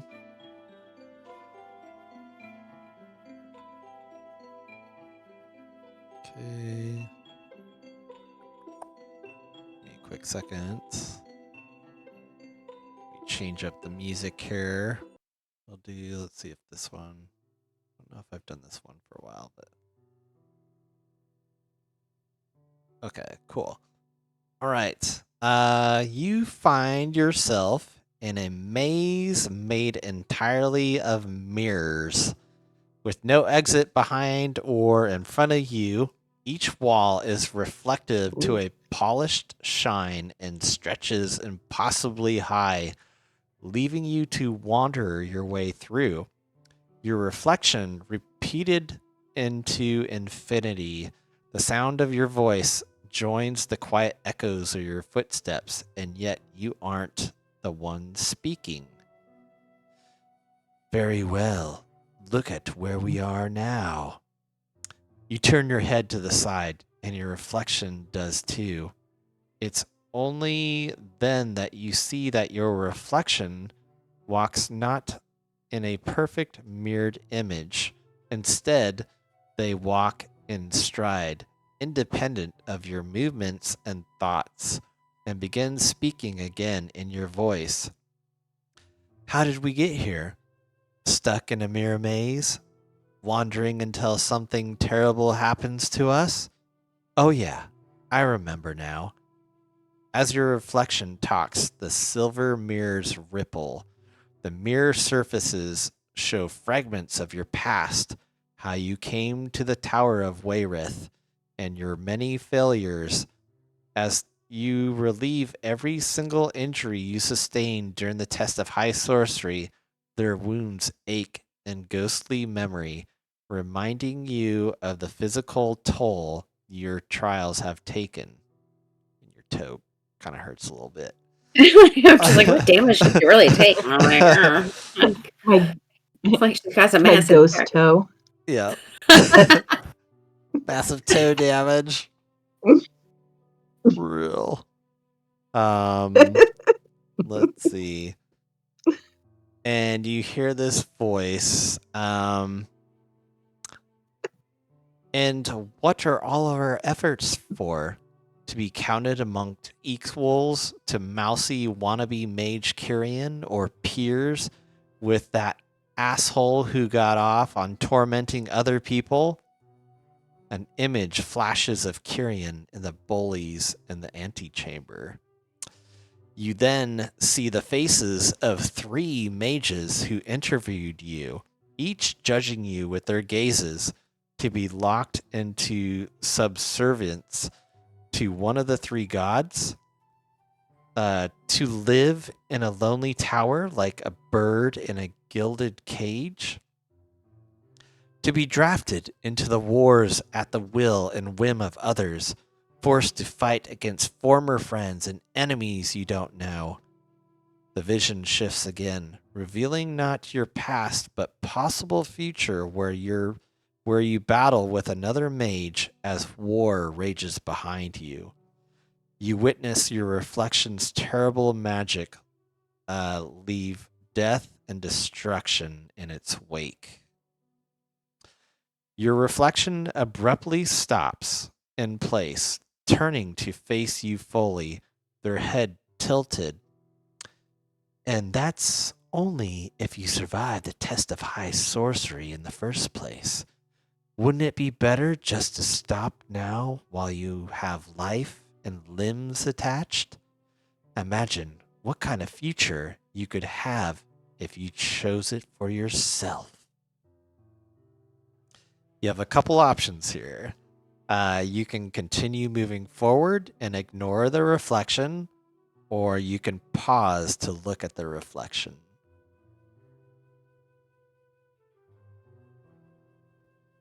Oh boy. I'll continue moving Continue. forward. Okay. You turn away from your reflection, trying your best to avoid looking at them. Suddenly, the mirrors shift, grinding metal against glass. You realize that the maze is changing, trying to trap you by blocking off your paths forward. Go ahead and make a acrobatics check for me.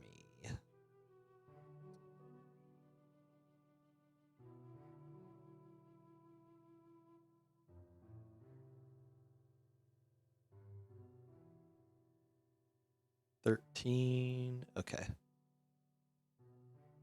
me check one more thing. Let's see.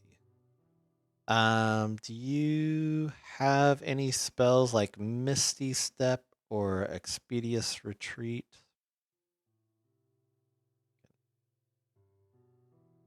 Don't.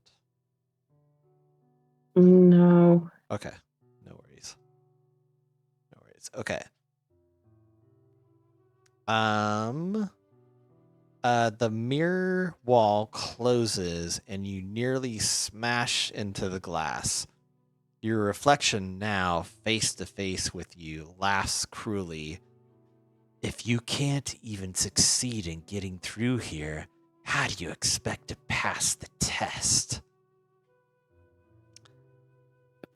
As your eyes meet the glass, you don't see yourself as who you are now, but rather a version of yourself who looks healthy and happy and whole. Any scars from your trials are gone. You see this version of yourself smiling, having a tight-knit and loving family, living in comfort away, untouched by terror of war, and even going on an adventure or two. You see, pipes up your reflection, you could choose to have a simple, peaceful life. So many of the test takers have had this opportunity, and yet they threw it away for the path of magic. The path always has and always will lead to destruction. The comforting visions shift, revealing now fractal echoes of many mages who have come to pass through the test of high sorcery. You watch as they're torn apart by monsters, impaled by spikes, and drowned in their own blood. The mages that do make it through look haunted, with many missing limbs or vacant expressions, forlorn of eagerness or hope. You watch the mages leave to fight wars and hunt rogue wizards. In the heat of the battle, mages eviscerate each other in the most brutal and cruel ways. Mangled bodies and empty eyes fill your vision, and you can taste the copper of blood in your mouth. Go ahead and make a wisdom saving throw for me. Oh my god. Oh no. Uh-oh. Shout out to the 2 crew. Not that wise. Okay. I think there's also I think on your character, I think you have, let me open it. Oh, isn't there an inspiration? Or did she use inspiration? Oh, that's right. Yeah, you do have inspiration. Actually, I'll click. I mean, wait. That would give her the chance to re-roll, right? Yeah, inspiration will give you a chance to re-roll. She also, let's see, I think you, let me check out your character sheet. Okay, so you also have once per short rest when you make an ability check or a saving throw, you can use this feature to add D10 to your roll. You can do so after seeing the roll, but before the effects occur. So you get, it's called, if you go to the tab called Other, or go to Actions and then Other, it's this thing called Dark One's Luck that you get to add a D10 to your roll. It doesn't mean that you have to do that, like, use that now, but you can use that, I think, if you wanted to. So, like, basically, I could say, like, hey, that roll failed, and if you wanted to do a D10 to see if you succeed, you can do that. And then, like what Tara said too, you can use an inspiration to re-roll a dice too. So, because you do have inspiration from before. Okay. So I should just I can roll a D. Yeah, you could do a D10 to add to that roll of 2. Okay.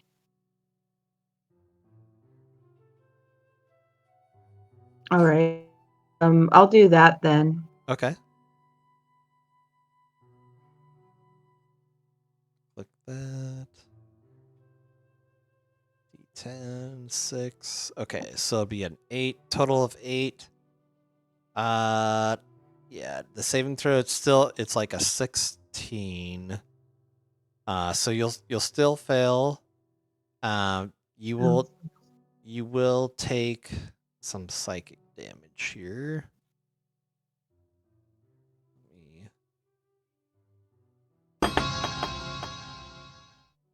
Oh, that was a very low roll, so that was good. You only take 6 points of psychic damage. Okay. As you tear yourself away from the sight, the horrifying image fades away, replaced once more by your potential pastoral future. Your vision reaches out toward you until their hand pushes through the glass, inviting you to take it and let it lead you away from the test of high sorcery to a better place. So you have a couple options. You can take the hand and forsake the path of magic, or you can refuse the hand and choose to redicate yourself to magic.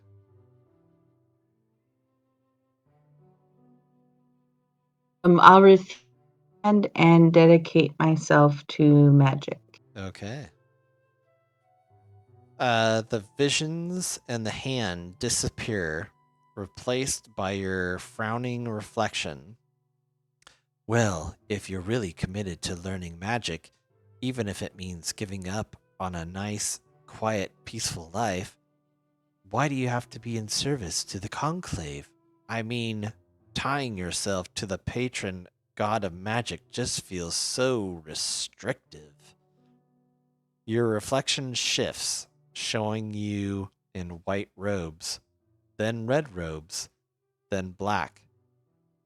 Maybe you could just take what you know and leave. You would be a renegade, but you'd be free from the trappings of all this cultish nonsense. So you got a couple options. You can forsake the Order of High Sorcery and become a rogue mage, or you can refuse and stay aligned with the orders of the High Sorcery.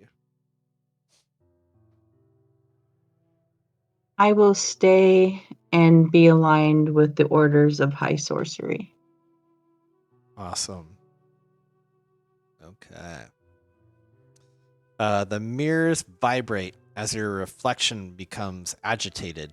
It transforms into a twisted, undead version of yourself, eyes sunken and flesh rotten. You stare into the reflection and at your own mortality. Your reflection nearly screams, the voice mixed with fury and deep desperation. Then why? What is this all for? The walls continue to shake, and the mirrors begin to close in. The space you stand in becomes smaller and smaller, the glass threatening to crush you. You have a couple options here.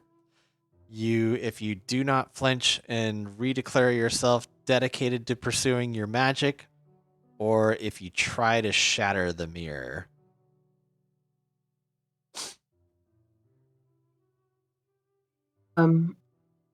Because I won't flinch and Okay.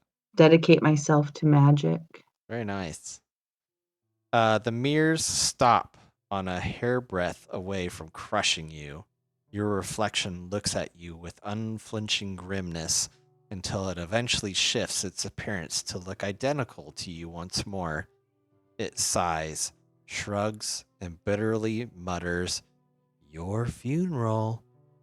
Note the grim determination trait. Very nice. That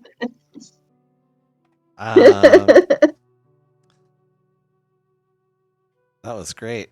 Suddenly, the mirrors rapidly tilt and you fall into an inky abyss below. You fall and fall, hoping you aren't squished like a bug when you land. Thankfully, you meet the ground with the weight of a feather.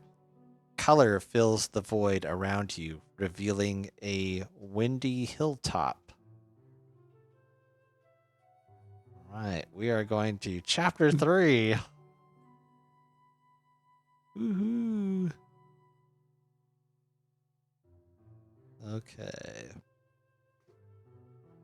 Okay, chapter 3. Having survived the first half of your test of high sorcery, you find yourself very weary from all you've faced so far.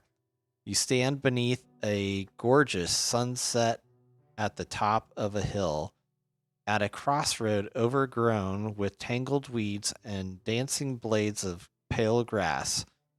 Cool winds whistle across the hilltop. 4 paths cascade down from the crossroads, 3 offering locations where you might find rest, and 1 hinting at a more perilous-looking trail. The westward road leads to a small seaside village in the midst of celebration, its people singing lively off-key shanties from the town square. The north road slopes to a beautiful glade surrounded by cozy trees and a sparkling pond. The eastern road curves around a rocky bend, and beyond lies a home that looks just like the one you grew up in, with a single lantern's light shining from a window. And then the southern road disappears into the thick, choking fog. You can feel in your gut that this way lies your next challenge in the test of high sorcery. So, I guess you have four ways to go. So you can take the road to the seaside village. That was to the west. You can take the road to the serene glade, which is the north road, or you can take the road to your childhood home, which is the east one, or you can decide to take the long, or you can decide, you can decide not to take a long rest and journey to continue your test, which would be that other, road to the south. I'll take the east road to my childhood home. Okay. Excellent. All right. All right. The sun sets as you take the long, winding path through the rocky hills. The light of Solinari and Lunatari shines down upon the final stretch of road leading to the home that looks just like where you grew up. The entrance is open to you, and its interior is dark. No one appears to be home, and though you recognize furniture and objects from your past, everything seems to be in a slightly different place than you remember. When you open the door to the room you slept in, you find it lit by warm lantern light. Keepsakes from your childhood stir strong feelings within you. You set your things down and take a long look around. The building is tranquil, but for a strange squeaking sound. You track the squeaks to a heavy blanket placed over a mound on the floor. When you pull away the blanket, you reveal 3 small blue dragon hatchlings from their eggs, cracking open their shells with a stretch of their tiny winged limbs. When one of the dragon hatchlings opens its eyes for the first time, it looks up at you curiously, and a spark of static electricity arcs from its flared nostril. You know from your studies that blue dragons grow to become fearsome threats who serve the dark goddess Takesis and can unleash devastation on whole towns. The hatchlings do not look dangerous now, though, as they huddle together for warmth atop their broken eggshells. You can't take them with you and aren't sure that any of this is real. So you've got a couple options here. You can leave the hatchlings be, or you can slay the blue dragon hatchlings. Aw. I'll just let them be. I mean, I don't know if they're real anyway, so Sure. Awesome. All right, you let the hatchlings be. You cannot bring yourself to harm the dragon hatchlings and turn your attention instead to the hardships of the day to come. The hatchlings spend an hour crawling around on the floor and playfully biting at each other before they fall fast asleep on their eggshells. You spend the rest of your night in your childhood home, musing about how much smaller it feels now that it did in your youth. Despite any bittersweet or other feelings this place gives you, the rest of the evening is peaceful and comfortable. You can pursue downtime activities and prepare spells before your final rest. You can, let's see. So basically you can finish a long rest here. And Okay. you also gain 2d6 temporary hit points. 2d6 temporary hit points. Okay. Yeah. For saving the dragon.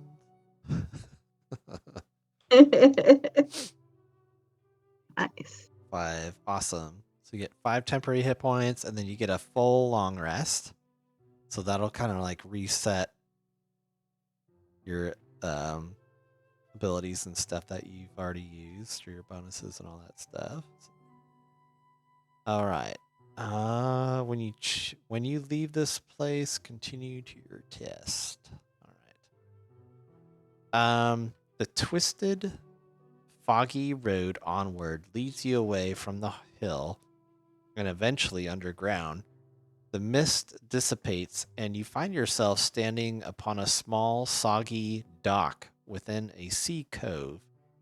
At the end of the dock, a wooden slop sailing the flag of a crimson moon, Lunatari, rocks back and forth against the choppy waves. All right. On its side, the name The Night Candle has been painted in red calligraphy that glows silently with arcane light.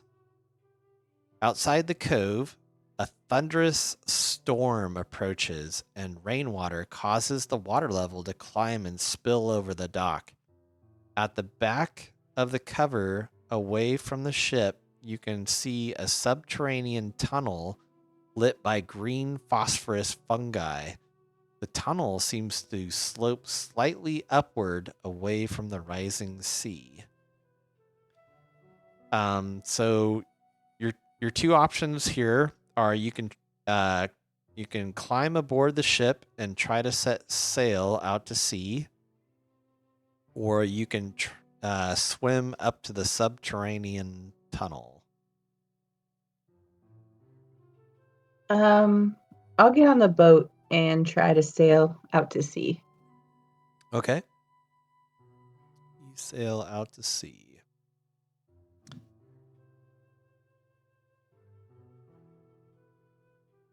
Okay. The floodwaters continue to rise in the cove as you scamper up the gangplank and pull it up onto the ship's deck. Suddenly, the captain's cabin door flies open and a large, wild, bearded man stumbles out onto the deck wearing stained navy robes and a matching tricorn hat. He waves a bottle of rum wildly around in the air and rumbles loudly at you. Oi! This ain't your mama's storm, you slow-legged land pup. I'll take the helm, and you man the sails like your life depends on it. 'Cause mark me words, pup, it does. The sea witch be hungry tonight, and Scrabby o Zeboim will gobble up your bones whole if you be short-witted.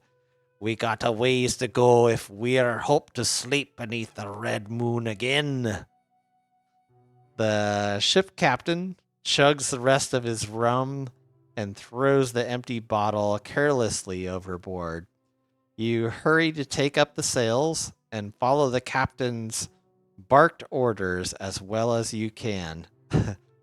Soon enough, the two of you take the night candle out into the midst of the most vicious storm you have ever witnessed. Its wrath tosses your ship about like a toy.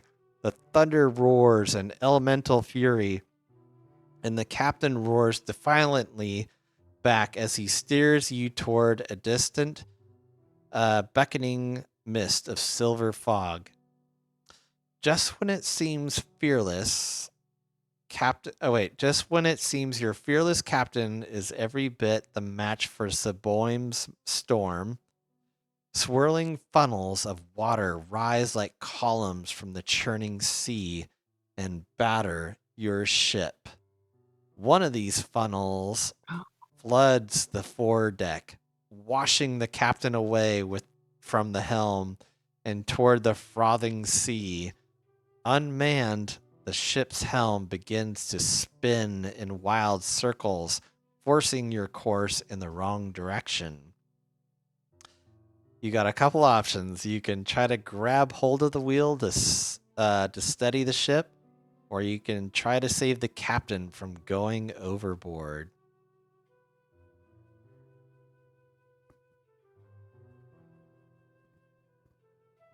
Going to save the from going overboard. Save the captain? All right. Mm-hmm. Cool. All right. To try to rescue the captain, go ahead. You've got... Okay. You can either make a athletics check or an acrobatics. If you do have a spell like Misty Step or Levitate, that can help you also, but I don't think you do. No. Okay. I just have no. I don't. So Okay. you said acrobatics or athletics, you said? Yeah. Athletics or acrobatics. I'll do acrobatics. Okay. Do acrobatics. Oh, I'm 4. not too acrobatic. No worries. Okay. Yeah. The captain cries into the screaming wind, Solinari Blasia! At least we tried, pup! A moment later, the raging ocean swallows him. After you attempt to rescue the captain, you spin around to get your bearing, soaking with rainwater. Beyond the storm awaits a wall of dark silvery fog on the horizon, and from within, no lightning flashes. Let's see. All right, through the storm. Suddenly, a long tongue covered in acidic warts strikes you. Oh, wow. That's weird. Okay. Hang on. I will roll some acidic damage. You will take 2 points of acid damage, and it's sticking like glue to your body. So it's a long tongue covered in acidic warts. The tongue quickly retracts, dragging you across the ship's deck toward the sea. Go ahead and make a strength saving throw. That's right. I keep forgetting. You have inspiration and that other D10 too. Crap. So if you want to use any of those after your roll. That's Okay. So this you can I'll tell you like the strength saving throw that you need is a 16. So you can use that one trait again and do a D10 to add it to make that saving throw. Or you can use that inspiration totally re-roll the dice. But okay. you would need to beat a 16 strength saving throw.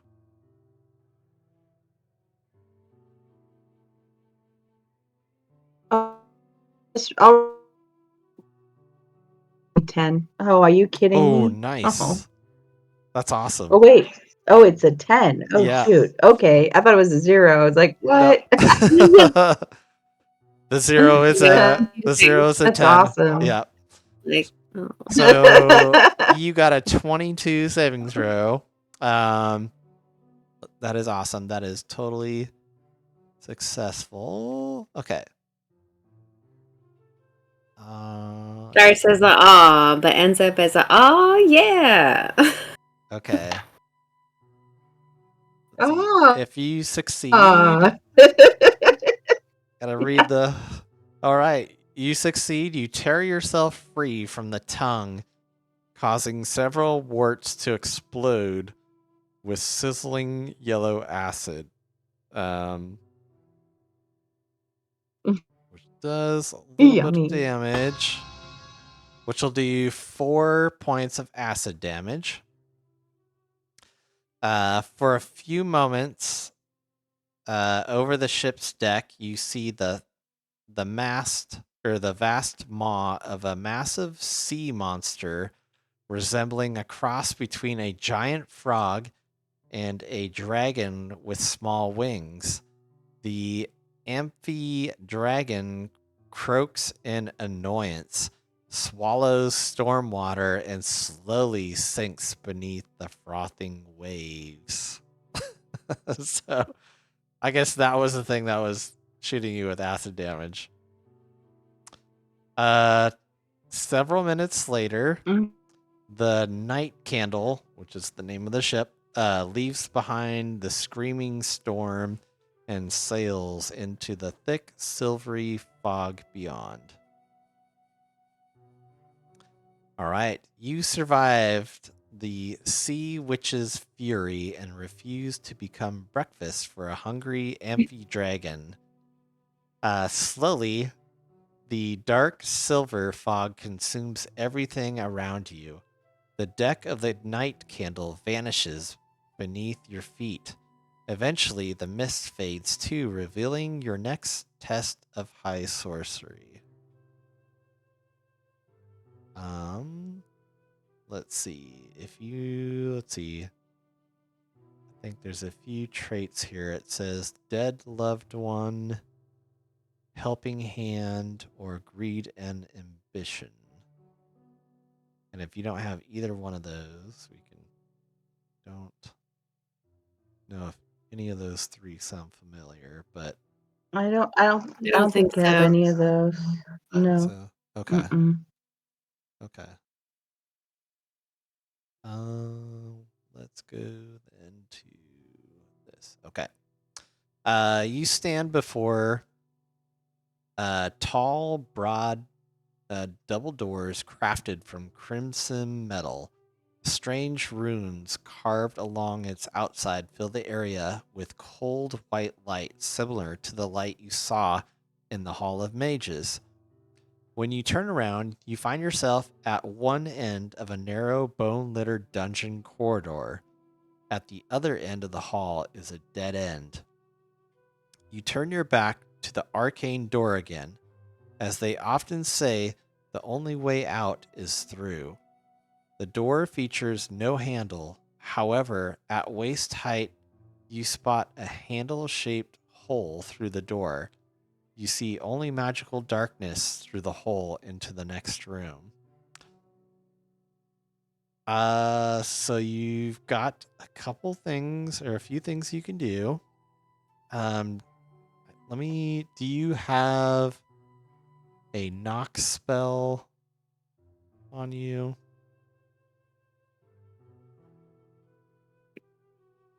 Let's see.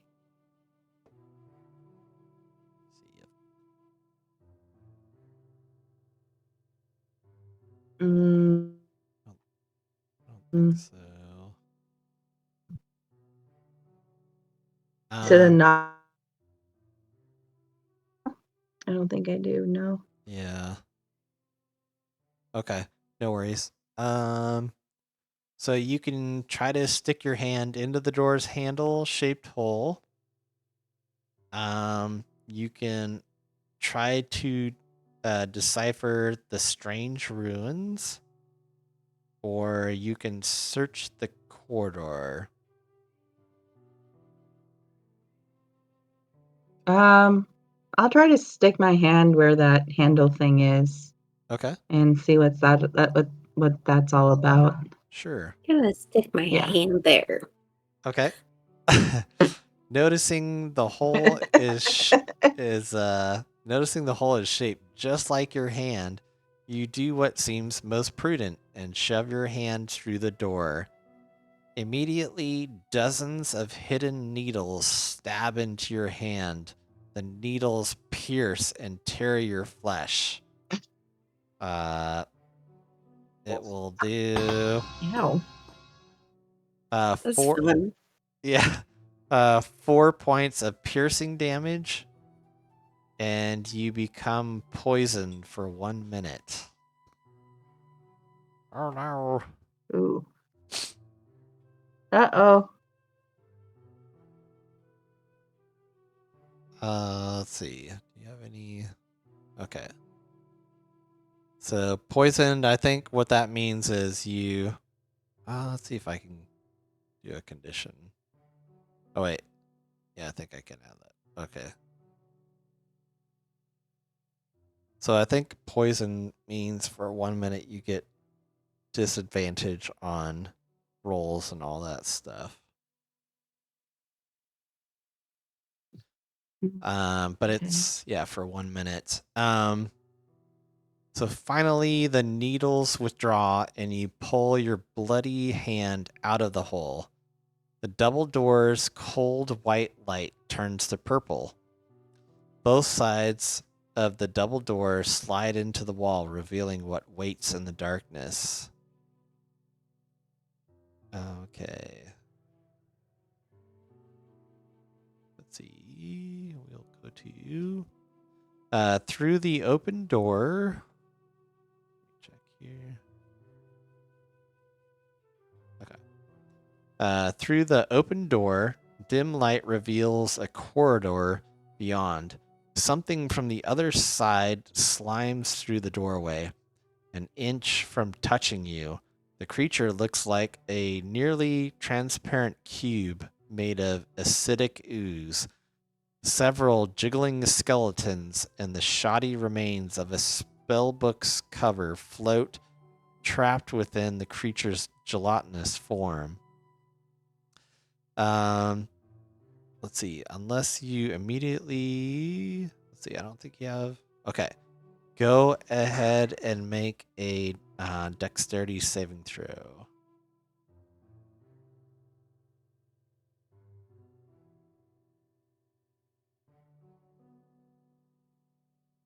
Nice. Nice. Oh, that was a good one. Okay.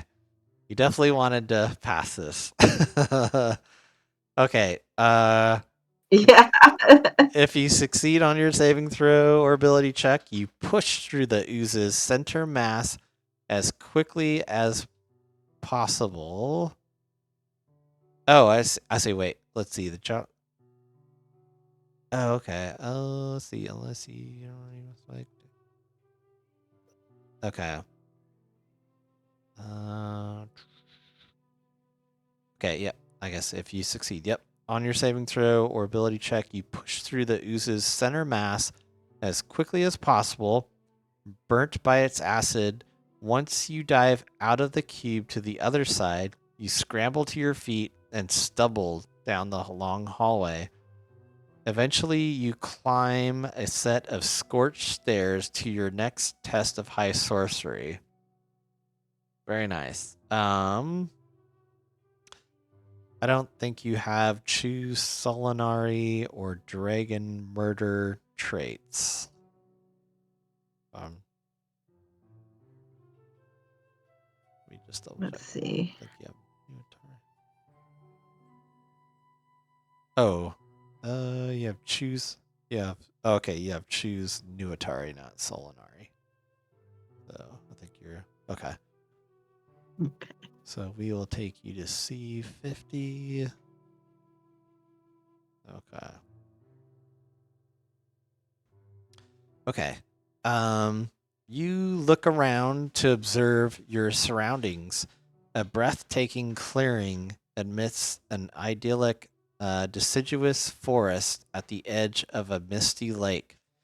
Gorgeous, opalescent fog rolls around across the lake, swirling around the rocky bank before you. And there upon the bank sits an old gold dragon, resting its gargantuan head upon a mountainous pillow that looks fashioned for a giant. All around the dragon lies its great treasure hoard. I've got a picture of this. There we go. Okay, where are they? Ooh. Yep, all around the dragon lies its great treasure hoard, a sparkling collection of gold, pearls, and unusual items. A beard of drooping Ooh. whiskers frames the gold dragon's reptilian's face. Its eyes are open, glinting with golden light as they curiously watch you. There is an unmistakably keen cunning in the dragon's otherworldly gaze. When the magnificent creature shifts upon its hoard, its body undulates with serpentine grace, causing bright moonlight to reflect off its bright scales and dance through the night sky. Do not even think about stealing my hoard, small one. I may be so old that I have forgotten my name, but be sure that I enchant every gift I receive. Their ward's magic is far more powerful than you are ready to contend with. The dragon booms, shaking the trees and causing leaves to fall like golden rain. So they send me another would-be mage, hmm? And what sort of mage will you be, I wonder? Let us find out. I offer you the choice of 3 treasures. But know this, treasures are not gifts, and so they each come with a price that I shall not share with you until you choose. Draconic words rumble from deep within the dragon's chest, and 3 small vials float out of the hoard and hover before you. The dragon bellows again, a small burst of fire flaring from its nostrils. 1 potion that allows your spells to heal others. Another that causes your spells to rack foes with terrible pain. And a third to let you see the flaws in any foe, no matter how great. One of these is yours to take. So you have 5 different options. You can choose like any one of the 3. You can attempt to slyly take multiple potions, or if you politely refuse, you can also politely refuse any of the dragon's offerings.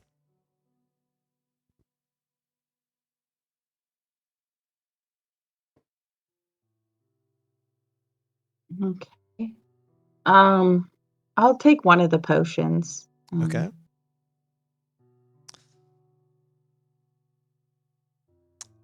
So there is a potion of reprieving winds. That's the heal that you can heal others.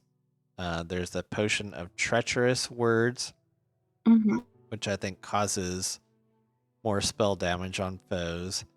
And then there's the potion of insightful instinct that allows you to see flaws in any foe, no matter how great.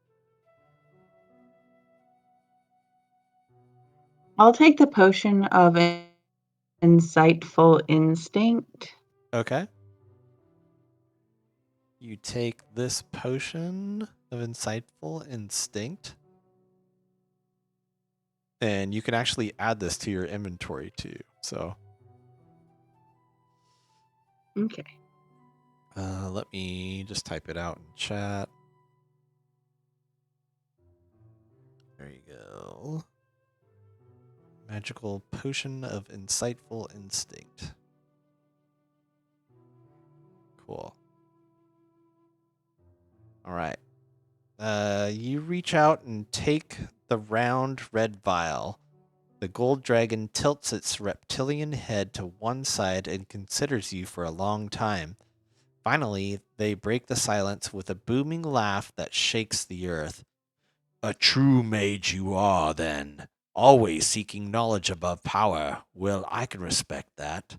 A word of wisdom. Do not be too stingy with that treasure. You may need it soon enough.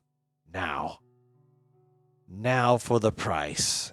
Your cost in this. May you always share the secrets you unearth with others who deserve to know the truth. As the dragon rumbles, you realize they are casting a spell on you. Go ahead and make a wisdom saving throw.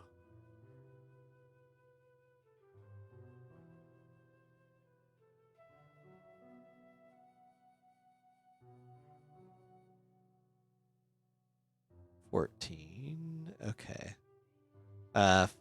14 will not make it. I think you could.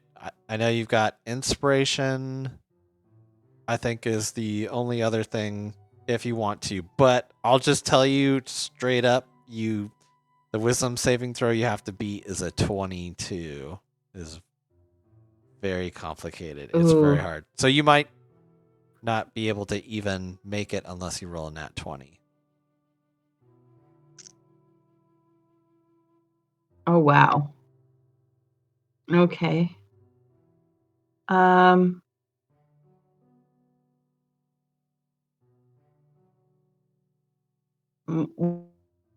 The inspiration was at 2d6.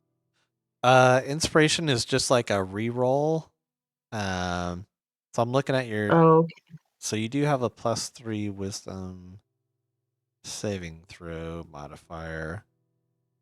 But it would just be a total.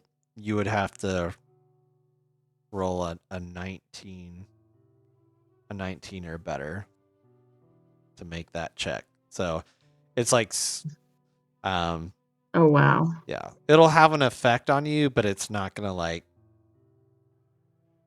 do damage or anything crazy to you right away. So it's, if you just choose not to use your inspiration, that's totally fine too.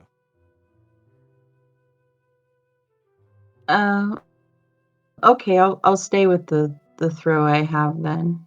Okay.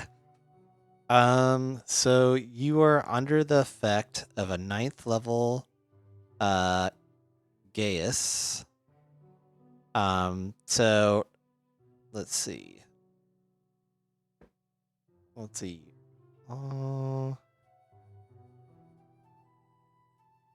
So each time you keep a secret from someone who deserves to know its truth, but no more than once per day, you would take a lot of psychic damage. You would take basically like 5d10 psychic damage if that situation happens.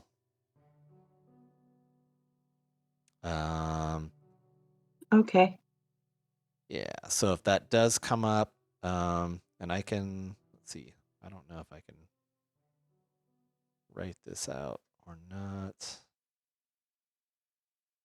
Let's see.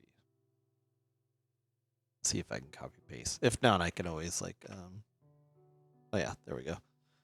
Each time you keep a secret from someone who deserves to know its truth, but no more than once per day. Yeah, so it would trigger this Dragon Gaius trait if that were to come. So I'll put that in here. But yeah, it's just a very powerful spell that takes effect on you. The dragon yawns fire that streaks through the air above your head. It is time for me to rest. You will need to rest for what is to come, but not here. You will find no reprieve in the dragon's horde.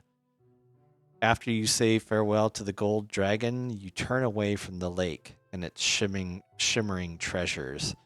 When you do, you are somewhere you have been before, on a well-traveled crossroad beneath the light of the 3 moons. You get to note the Choose Insight trait. And yeah, you also get to add that potion to your inventory, which you've already done. There we go. All right.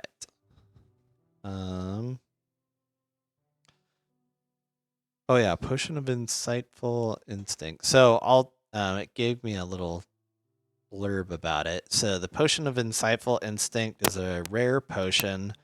This round vial's glass is painted red. The clear liquid within smells faintly of ripe apples. When you drink this potion, you gain insight into the true nature of creatures you can see.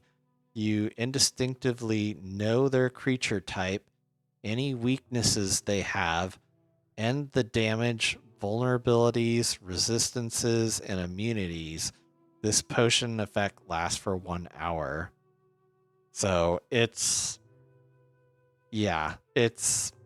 super powerful. It's basically, you can see the monster's full stat block of what they're resistant to or immune to by drinking this potion. So that's what the potion does. So it's very powerful. Yeah. Especially when fighting like a powerful foe or something like that. So cool. So let's see. So we will bounce to 65. Okay. It seems like forever ago that you were here atop this wild hillside, though you know it was less than a day ago. If time even exists in a place such as the testing grounds, before you looked down upon the 4 roads from the hilltop and made a choice, under the light of Solinari and Lunatari, no similar choice is offered to you at this night. All roads twist and rejoin, leading to the same place. Weary from your gauntlet of sorceress tests, you travel onward, hoping to find some reprieve before you face your final test of high sorcery. So I think, let's see, did you have the stayed?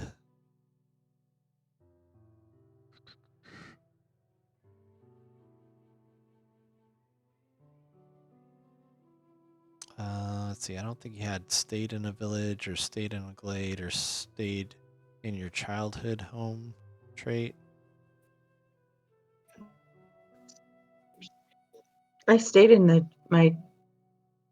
Didn't I stay in my childhood home, or did I leave? I remember going to my childhood home. Yeah, I know you went there, and I think you got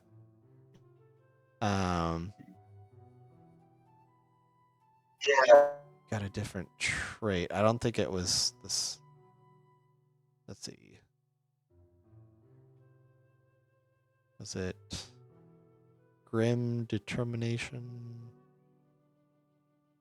Yes, that's what I got. Grim determination. Okay. Right. So I think, let's see. All right. Okay, so whether your previous decision not to stop and rest when you had the opportunity proved brave or foolish, the road onward leads you somewhere else entirely this time. It climbs higher and higher to a picturesque peak on an adjacent hill that surveys the land all around. You observe only ruin below, as far as the eye can see. The seaside village is a scorched ruin. The nearby forest turned to a plain of ashes, and where your childhood home once stood remains only a blackened husk of a building.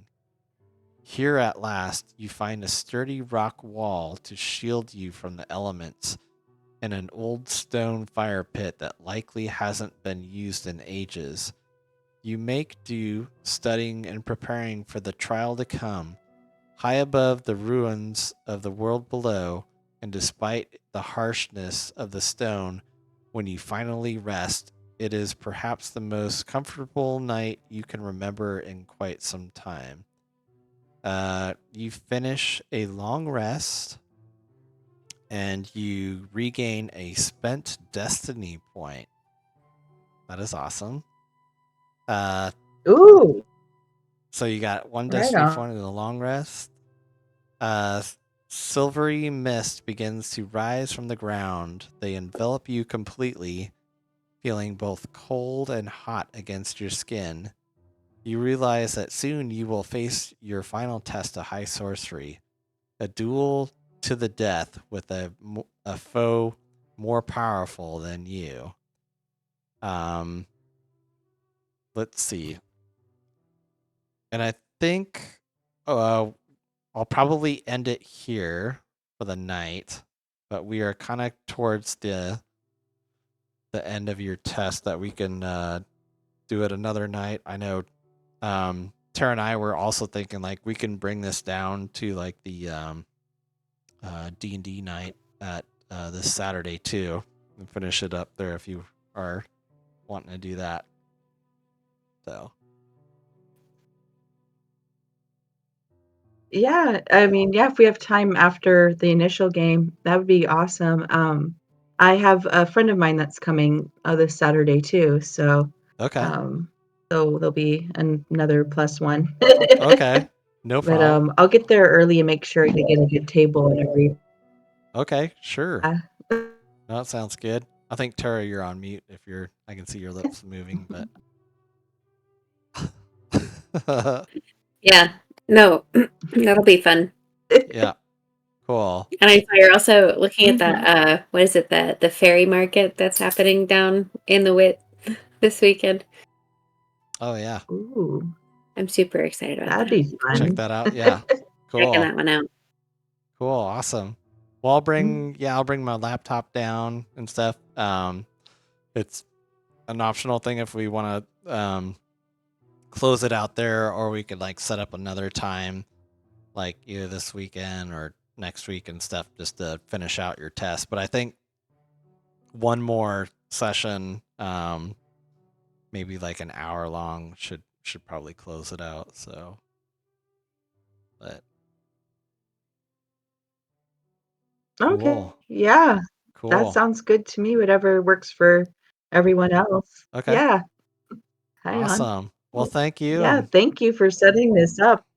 This has been super fun. yeah, no, Yeah. it's been great. It's been pretty awesome to see what choices you pick, and it's like I feel like half of it is like unseen content that we haven't done before with Balran's test. So I know he's gonna love watching this. Yeah. So, and we'll have to see what Evan does too. Evan will go through the same thing, so it'll probably be totally different from what Evan does too. So it'll be cool. So cool. Yeah, Well, thanks, Lindsay.